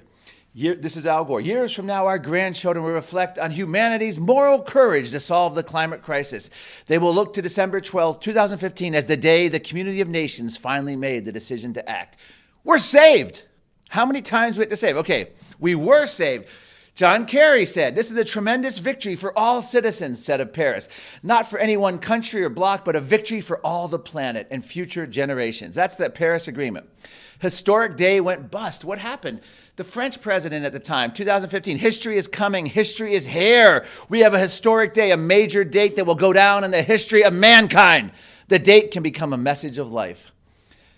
Former British Prime Minister David Cameron, we've secured our planet for many generations. We did it, many generations to come, but here we are 6 years later, and there's nothing more important than that. So President Obama said, hailed the Paris Agreement as the turning point for the world. We came together. But all these things have gone kaput. History forgot Paris. Apparently, we won't always have Paris. Ban Ki-moon now says, well, history is a day to remember. Paris Agreement is a monumental success. But this is now Joe Biden here, Build Back Bankrupt. What's happening? Joe Biden comes to the Glasgow summit, falls asleep. Now, before we get mad at Joe Biden for falling asleep, I will defend Joe Biden on this. He was listening to a disability rights activist talk on and on about extreme weather and all this nonsense on climate change and how man's causing it. Believe me, anyone in this room would have fallen asleep. I do not fault him for falling asleep. If his aide hadn't woke him up, he would have slept through the whole thing, and I think they would have been better off for it. Okay, so COP26 now. After we heard about how Paris saved the planet, where we are today, this is literally the last chance saloon to save the planet, said Prince Charles just this week. The Glasgow Climate Summit is the last chance to listen to Mother Nature. So after Paris saved us, now we have one more chance to save us again. I don't know how many times we need to be saved. Youth activists call Glasgow the last chance for humanity. But wait, how many last chances do we get? Paris in 2015 was called the last chance. And that's an April 2015 article. Bali UN Climate Summit. Climate talks are the last chance to avoid catastrophe. 2007. UN Climate Summit 2014. The last chance needed for climate negotiations in Lima. Every summit is the last chance. Paris, the last chance for action. Now we're told by Time magazine in this past week, and by the way, that's the cover. If any of you were on the fence, should I buy that? Look at that beautiful picture of John Kerry. Go out and buy this magazine now before it ends up for recycling. This is what Time magazine says of Glasgow. This year, the fate of our civilization is being determined in bland convention center meeting spaces. By the way, fully endorse that. It's a very bland convention center meeting space. They don't even have the NGO center nearby. The green zone's far away. It's very bland. Slick corporate boardrooms and regal hotel balls, definitely regal hotel balls, as you see the world leaders sipping on champagne and wine and eating all sorts of appetizers as they talk about how the commoners, the masses, will be restricted. Wherever you go, it's hard to escape John Kerry's name. So we have a full profile of John Kerry in this magazine right now, but they're saying the fate of our civilization, and I'm telling you, absolutely nothing is being determined next door except the fate of bankrupting nations. Greta Thunberg, I don't know what to say about this. For the first time in the last month, climate skeptics can now fully embrace Greta Thunberg's message. There's no reason to criticize her, make jokes. We can now fully endorse her. She has called this the blah, blah, blah summit. All the summits, the blah, blah. Here's what she said. 30 years of blah, blah, blah, referring to the UN climate treaty process. There's no planet blah, blah, blah, blah. Net zero, blah, blah, blah. Climate neutral, blah, blah, blah. This is all we hear from our so-called leaders. Words that sound great, but so far have led to no action or hopes and dreams. Empty words and promises. Now, We know this. She's now, this is, I call her moment of clarity. She now realizes that she actually truly believes, for whatever reason, that the earth is facing peril and these UN conferences are critical and that we have to save the planet. But she realizes that these are empty words and promises. This is nonsense. We need to embrace Greta. Here's the science behind what Greta is saying. Going back to 1970s, all of these UN summits, all of these UN treaties, one thing we know will come out, besides hot air and empty promises, is rising CO2 emissions. Nothing that happens at these summits has affected it, and nothing is likely to ever to affect it, especially, what's funny is China, Russia, I'll get to this a little later, Saudi Arabia, decided not to attend. There's a reason none of these countries are here, because Joe Biden is doing the bidding for them, and we'll talk about that in a minute here. Arnold Schwarzenegger's moment of clarity. Now, this is the guy who's led the Republican Party, if you will, on climate, but he's now admitting nothing is getting done at UN climate summits. This is a man who used to come regularly to these UN climate summits. I don't believe he's coming this year because he realizes the same thing that Greta Thunberg realizes. And here's another, this is a great chart because it shows you Rio, 1992, and it just shows you the climate agreements everyone they've had has done not even but this, no blip, nothing into CO2. So if you actually cared about climate change and rising CO2, the last place you'd want to be is Glasgow, Scotland. Little forward to this, when I talked last time at Heartland a couple weeks ago, I did a whole thing on climate lockdown. So they wanted how they were so excited about the climate, the COVID lockdowns, and they want to morph them to climate lockdowns. Well, a little eerie. This is was said in 2012. Shutting down the whole economy is the only way of limiting global warming to 2C. This was Ivo de Boer. Now, interesting. Think about that, because when COVID came along, they shut down basically the whole global economy, or at least severely impaired it, right in line with trying to meet their temperature goals as stated by the UN, right in line with the degrowth movement, right in line with Kevin Anderson from the Tyndall Center calling for planned recessions to fight global warming. And this is just sort of eerie because, first of all, the 2-degree temperature, 1.5, we know from the ClimateGate emails, it was, quote, they admit it was pulled from thin air, that it's a nonsense number. Mike Holm and several others have just literally said it's nothing. It's just a political thing so that the people can have something to grab onto, kind of like a 97% consensus. It's an illusion. But we have others joining us here. Even James Hansen recently, the climate grandpa, or the movement's grandpa, has declared the Green New Deal nonsense. We need a real deal that understands how economics works. Once again, we can rally around James Hansen. Former Clinton Gore advisor Naomi Wolf, she's now, I don't know what you call it, but having a transformation. She's shocked. She laments having voted for Biden. She's shocked at what he's done with endless lockdowns and all the mandates. But she's also turned against the Green New Deal, calling it fascism. And she says this is a straight up power grab. I believe we need to build new coalitions. Reach out to a James Hansen. Reach out to a Naomi Wolf. This is amazing stuff when former allies turn against themselves. Now, Greta Thunberg, you've heard about the blah, blah, blah, but you may not know that just yesterday, Greta Thunberg showed up outside the halls here at Glasgow by the UN summit and said, you can shove your climate crisis up your arse.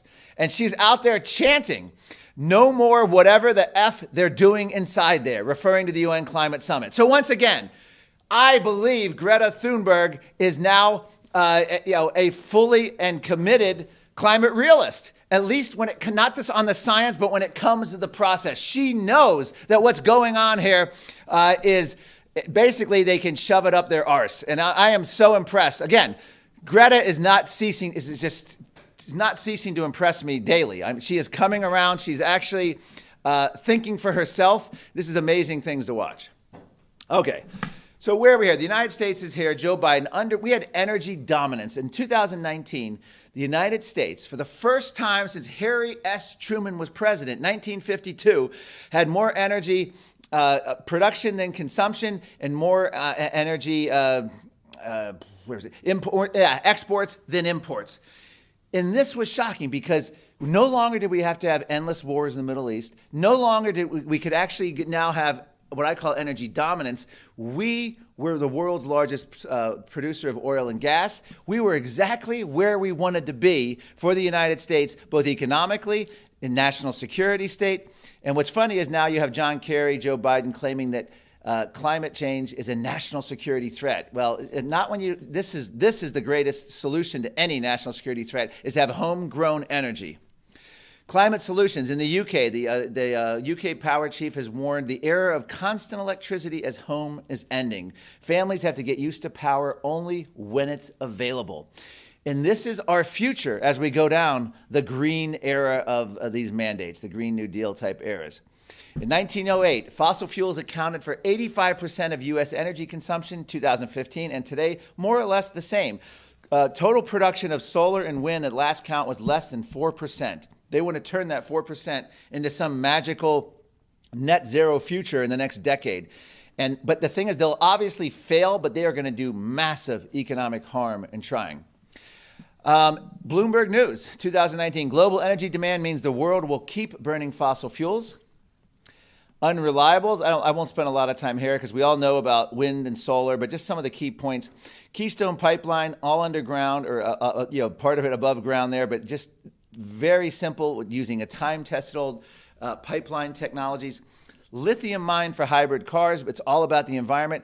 And what not mentioned here is that Chinese rare earth mining is a near monopoly, buying up Africa, using child labor, Uyghur slaves in China. If you're talking about ethical energy, if you're, you go to Starbucks and the liberals like to sit around and talk about, we need social justice and equity, and yet they want all of their renewable energy, basically making us more and more reliant on China. This is the great delusion, the electric bike plugging it in as, the power plants, fossil fuel run behind it. He's giving thumbs up. This is what people don't realize. Wind farms produce practically no electricity during Britain's cold snap. Unreliable, weather-dependent energy, we're going backwards. Constructing and replacing each wind turbine consumes 30,000 tons of iron ore, 50,000 tons of concrete, 900 tons of plastic, all sorts of issues with landfill. This is our future that's being forced upon us almost immediately. An interesting high-level executive from Russia's Gazprom a few months ago said it looks like the West will have to rely more on what it calls hostile regimes for its energy supply. Well, yes, when you shut down American energy and European energy, we have now an 11-year high of Russian oil imports. We have a Chinese more dependence on rare earth, and we have the Biden administration begging OPEC to increase oil production as he shuts down American energy. This is bonkers on any level you look at it. But now China, are they committing? China's not even here at this summit. Why bother? As I said, Joe Biden is doing their bidding. But China puts growth ahead of climate with surge in coal-powered fire mills. They're estimating that there's 1 a week being built coal-fired power plants.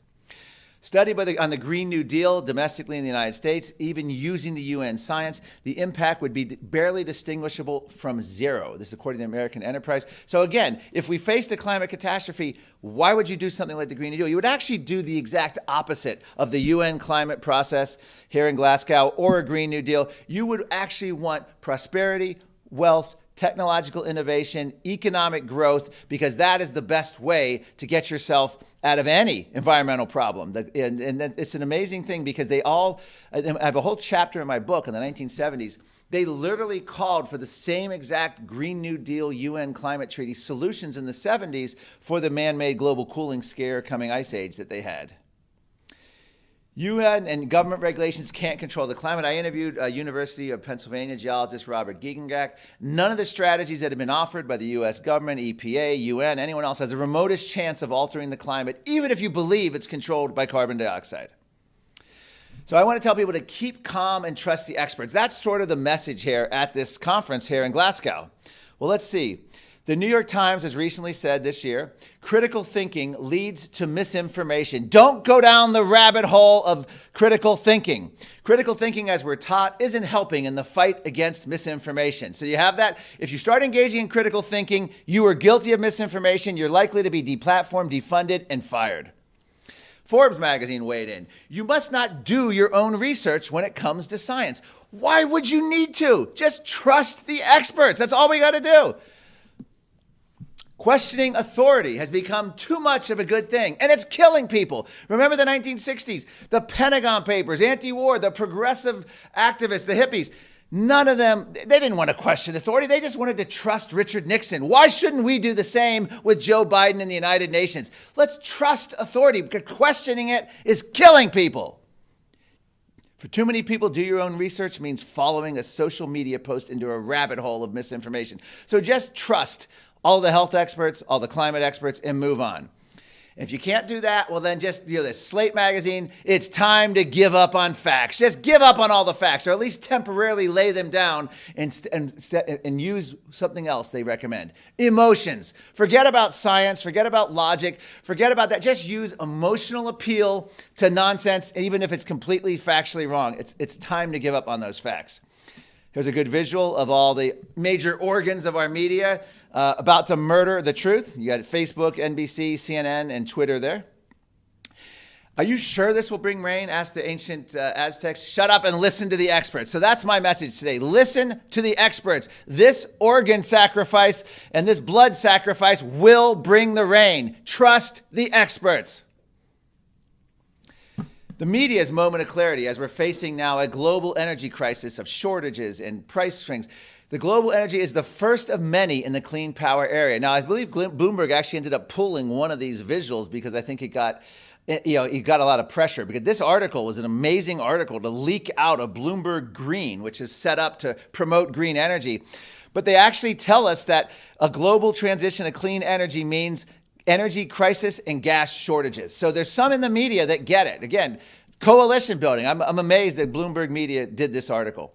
The New York Times, a scary energy winter is coming. Don't blame the Greens.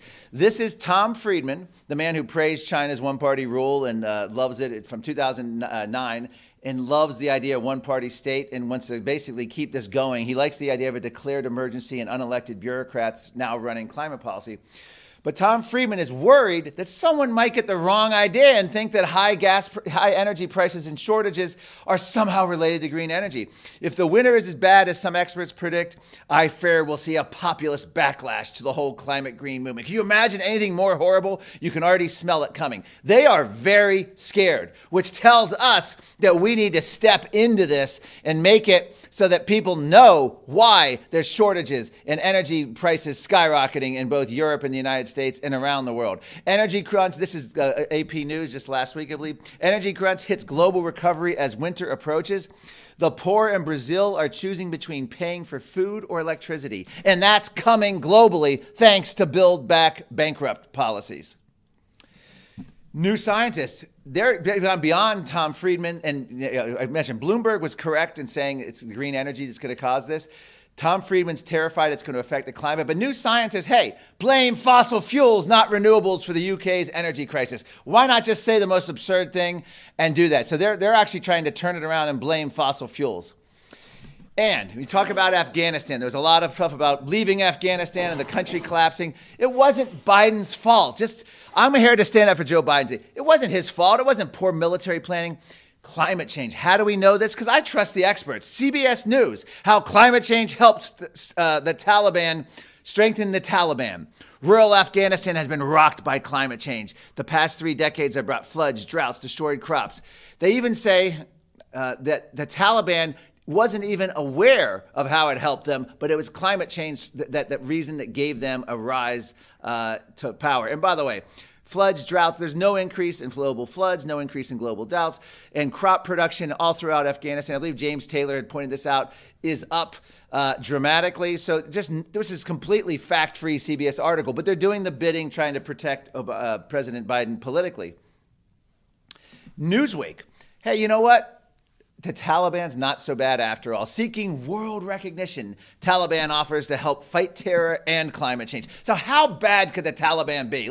Come on, if they're going to fight climate change, they should be welcome here at a table of honor in Glasgow. Interesting, just this past week or so, China meets with Kerry only virtually. In September, Kerry made a 7,000-mile trip to China, but despite the long journey, China's foreign minister only met with him virtually and said that climate collaboration could not be an oasis away from the other risks. So this is Time Magazine. John Kerry traveled around the world. China refused to meet him face to face. Joe Biden requested a meeting with China's head. But guess what? Proposal to meet face to face, not happen. That China refused to meet with Joe Biden. So wait, that's interesting. Maybe China just doesn't like face to face meetings. Maybe they just like to do everything virtually. I'm sorry, Chinese officials and the Taliban met in sign of warming ties.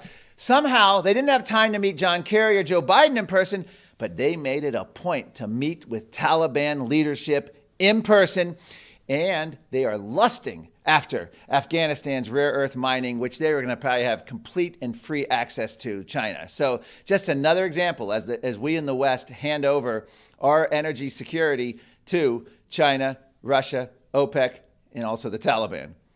China may align itself with Taliban and try to exploit Afghanistan's rare earth metals. This is on CNBC. U.S. climate policy is the greatest national security we face. You can also say UN, UK. No reason for China, Russia, Saudi Arabia to be here at Glasgow. Biden is doing their bidding. Russia, China, OPEC at the UN summit are smiling broadly. This means more Russian oil imports, more European reliance on Russia, more U.S. reliance on China for their renewable, 90% of solar panels coming from China to the U.S., and more reliance on OPEC, as Biden administration literally begging OPEC to increase oil production. This is the state of affairs that we have here at this summit today. I've gone a little long, but I thank you. I'll be happy to take any questions. There's my company, CFACT, Committee for Constructive Tomorrow. I have my other book, which deals more with the science of global warming as well as policy. Politically Incorrect Guide came out in 2018. And we had a movie, Climate Hustle 2, which deals with all the same issues and exactly what we're talking about, released last year with Kevin Sorbo. I think you really enjoy it. It's a climate comedy dealing with people shrinking humans, the whole agenda to force us to eat meat and insects. That's how you can reach me, and I'll be happy to take any questions. Thank you for this opportunity, James. Thank you. Great job, Mark. Thank you very much. So Jim Lakely had to go attend to one matter at our hotel where we're hosting this, so he'll be back momentarily with questions that have been sent in. I imagine there are quite a few. In the meantime, while we wait for Jim, a couple things that jump out at me, Mark, at your talk. When you mentioned Afghanistan, yes, I saw those same claims in the media about global warming being the reason why the Taliban won, and they say, well, because of global warming, which we caused, we sowed the seeds of our own demise because Afghanistan farmers cannot feed their families anymore, and they blamed it on the government. So whether there was warming, or excuse me, regardless of what the other issues are, if you can't feed your family, then you're going to rise in opposition. Well, it sounds good, and that's what CBS says, that's what others said. But then you look at the data, because the United Nations keeps meticulous data on crop production by country and for the world. And so we looked it up, and at Climate Realism, we posted an article on this. According to the objective data, Afghanistani crop production has doubled in the past 25 years. And in fact, there's been no declining trend at all in terms of precipitation either. Of course, it doesn't matter, crop production's up. Their narrative is hogwash. But what they wanted to do was save Joe Biden's posterior and at the same time blame global warming. They just make stuff up when they can. Anyway, Jim is back, and I imagine he has some questions for Mark. Take it away. We do. Mark, you talk too fast and you talk too loud. I don't think they could hear you down the street at COP26, so you might want to let's start over again, a little slower and a little louder. Would be great. All right. Well, you actually, Mark, you'll not be surprised to know you had a lot of fans in the chat. Oh, great. They say you're hilarious, you're funny. You should be a stand-up comic and just do climate comedy out there. So take that for what it's worth. Yeah, I don't think you get. But one of the comments here was actually a discussion back and forth between somebody named Mike Heath and also RC, and I'm just trying to crystallize this here. And maybe you can just kind of address this topic, and that's that. The effectiveness of Al Gore and other alarmists and the mob, as they call them here, their character assassination efforts on guys like you and the Heartland Institute and James Taylor and scientists who are skeptical of human-caused climate catastrophe. They have the media on their side. They have industry on their side now too, and they've basically bullied the world into treating anyone skeptical of climate calamity caused by man. Just pushing them out of society. I wonder if you could talk a little bit about, that dynamic. I mean, you've been in this game for a long time, and how do you think? And then the other side of that coin, another comment that somebody had was that, well, they're doing that for a reason. They're banning. I think Axios had a story about how social media companies. Again, another story about this. Social media companies have to silence and ban anybody who's skeptical of climate alarmism from social media companies. So talk a little bit, if you could, about that dynamic and how do you fight back out that? A lot of people listening to this would want to know. Fight back is hard. Well, okay, first of all, Biden's EPA has a scientific advisory board, and they just purged almost 50 scientists from it. And a lot of them had industry ties. But when you're regulating, as the EPA does, industry, you have academic scientists, you have industry. The idea is an academic comes up with the idea that sounds plausible, but then the other scientists who have experience with industry in their past can say, no, that would never work for this. They've gotten rid of all those scientists. So that's one thing. So now, purging nearly 50 scientists at the EPA advisory board, what are they going to say next year when there's a new proposal by the Biden administration? There was 100% consensus of all EPA scientists. This is a good plan. You know what? We didn't have any dissent among the EPA scientists. And you start thinking, wait a minute, you didn't have any dissent because you just purged 50 scientists who would have dissented. This is how a consensus is crafted. In real time with COVID, you can see scientists, epidemiological, Nobel Prize winning epidemiologists disinvited from a scientific conference in, I believe it was Europe, because he didn't support political lockdowns as a solution to a virus outbreak. So they're deplatformed, they're shut down. We're watching it in real time. So within a year or two, you're going to say, well, I don't see any scientists out there who are against lockdowns. There's no one left. They send a message to young scientists. The same thing happened in climate decades ago. The reason I'm bringing up the COVID is because we're watching it in real time. We're watching it in real time with the EPA, with the Science Advisory Board. We're watching it in real time how they're shutting down anyone who opposed, again, we're not talking about epidemiology, just anyone who opposes lockdowns or any of the mandates that they're proposing. So it's, the whole idea of deplatforming and shutting everyone up, it's very effective, especially when you have complete media control, corporate collusion, massive social media companies. It's not a fact check. All it is a consensus check. So if you say anything that's out of line with the World Health or UN IPCC, it's back to the trusty experts. They don't care if you're right or not. They don't care what your underlying study is. And we're seeing this over and over. All they care is that you agree with the conclusion of the experts you're supposed to trust. So the way to fight back with it at this point, I think we just need mass resistance. We need anything we can think of. I know President Trump is trying some new social media company they claim is going to be able to bypass it. I don't know. We'll see. That sounds very sketchy that they could actually overcome this, at least one company. But we just need to figure out a way. I saw today Breitbart News is actually being targeted. Washington Post, some study, they're going directly at it, saying it's the most cited climate denial source of information. So, and I tried to do it as an experiment just today. I did a search for Breitbart News, and the article that the Washington Post was citing, it doesn't come up anywhere on Google. You cannot find it. It's just they're whitewashing search results now where you can't even find sources. So the way to fight back, I don't know. We have to just keep resisting everything. And I think it's all about narrative control, whether it's the repression of the COVID lockdowns, they're trying to do the climate lockdowns.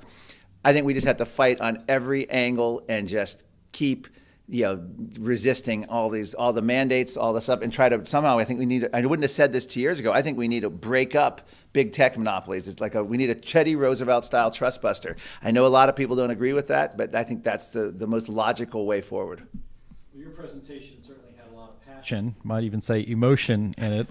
And you think, and there's some comments that reflect this in the chat room here on YouTube, and it's that the scientists the Heartland Institute works with and CFACT works with, and you've participated in pretty much all of our major climate conferences, and we travel the world together do this, and it's very fun. But and then Christopher Monckton, his presentation, very heavy on science and facts, and the other side tends to argue with emotion, and Greta Thunberg is a great example of that. I mean, how are you supposed to argue with a kid, right? Well, she's an adult now, but it's this emotional appeal that from Save the Polar Bears and all of that stuff. And so the argument is that you can't beat an emotional argument with facts. It just doesn't land with people, and it seems that despite the passion you just displayed here, that is that dynamic ever going to flip around? Well, I think one of the ways you have to flip it is just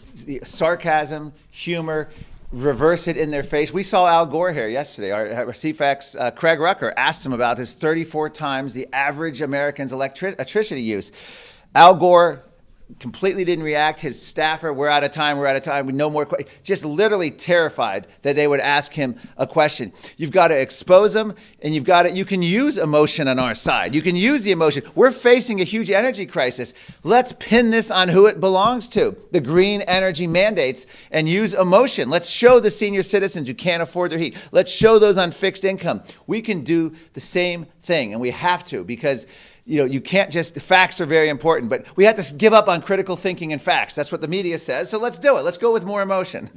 So we'll see, but it's a huge challenge. But the UN still is forced to let us in, which is interesting. Although even yesterday we went for a brief time and we're immediately, UN officials are already harassing us and chasing us down a hall. I mean, it's amazing. I think we're under the microscope when we go in these conferences, but don't be afraid of using emotion and humor and sarcasm, because that's some of our best weapons. Especially one of the greatest themes coming out of this conference is just the hypocrisy. I mean, literally this is the new religion of the ruling class, the idea of these people coming together. They want to make your summer vacation like the old days where only the wealthy could afford the summer holiday at the shore.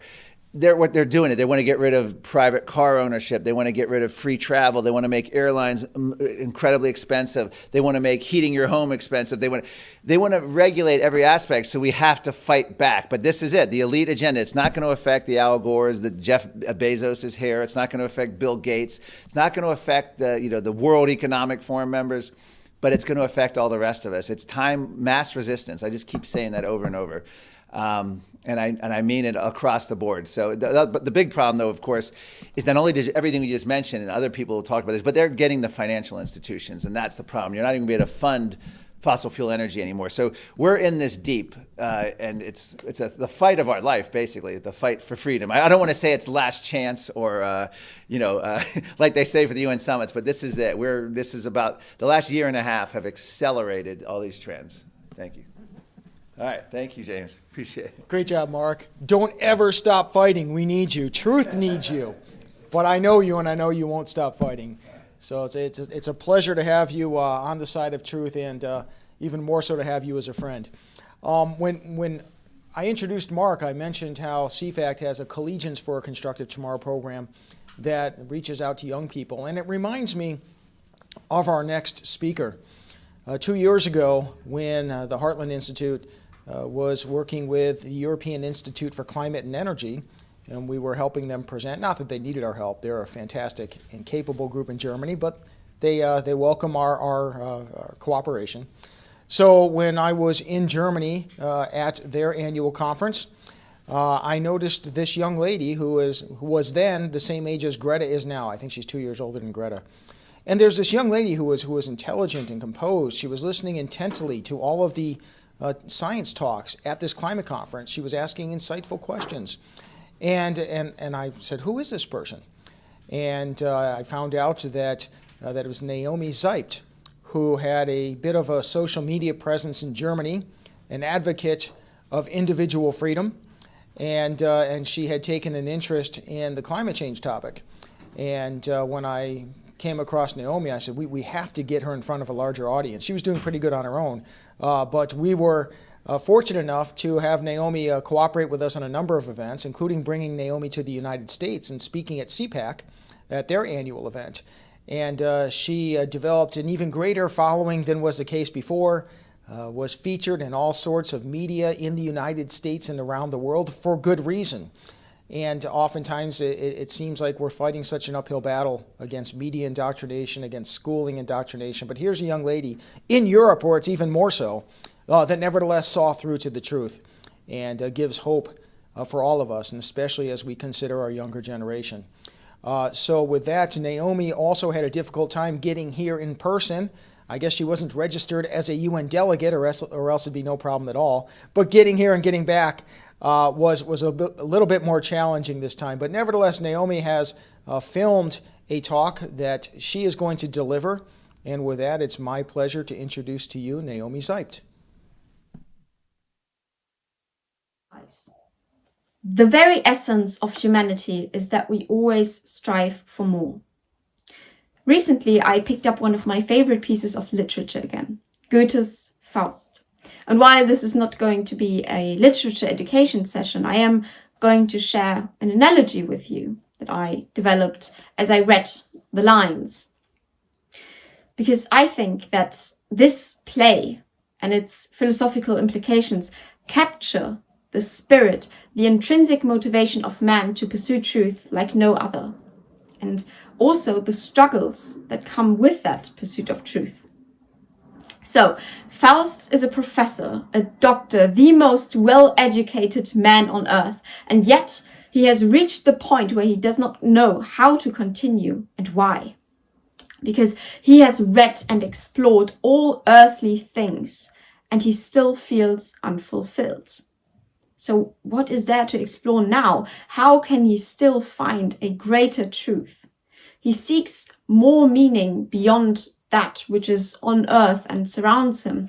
And so wherever it may present itself, he will try to find meaning. And that might mean even abandoning his morals. And so the devil decides to make a bet with God. He says that he will prove to Faust that there is no meaning in human life after all, and that he can lead him to a life of meaningless self-indulgence with no morals. All right, well, it appears that God the is video confident, for Naomi however. started, I'm told that we started in the middle of the video, but now it looks like is it fixed? Okay, so we're working on that right now. It may or may not have, Naomi's video may or may not have been broadcast, not from the beginning, but during the middle. If that's the case, regardless, we are going to re-cue that so that we can watch the video in its entirety. And to the extent that, that we duplicate efforts, it's always worth listening to Naomi twice, or even more if we have the opportunity. So we'll just need about another minute for that, and then we will be good to go. And by the way, I imagine Naomi is watching live. Thank you so much, Naomi, for all that you do. I know that it's difficult to stand up and speak truth to power in the truest sense. Power being the United Nations, being national governments as well, that seek to suppress the truth that you speak on global warming and other topics. So thank you so much. All right, we're ready to go one more time. Naomi Zeipt. That Faust's good character will prevail no matter what, and that his ambition will win in the end. And so the devil visits Faust to throw him off his path to that which is good and meaningful, because the devil denies all meaning.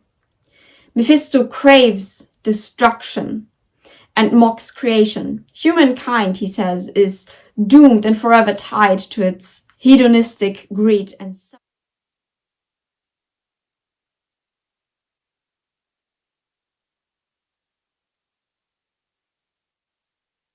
suffering.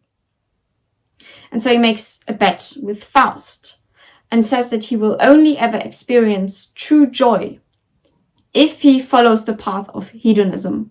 And Faust agrees to this bet and says, okay, do whatever you want.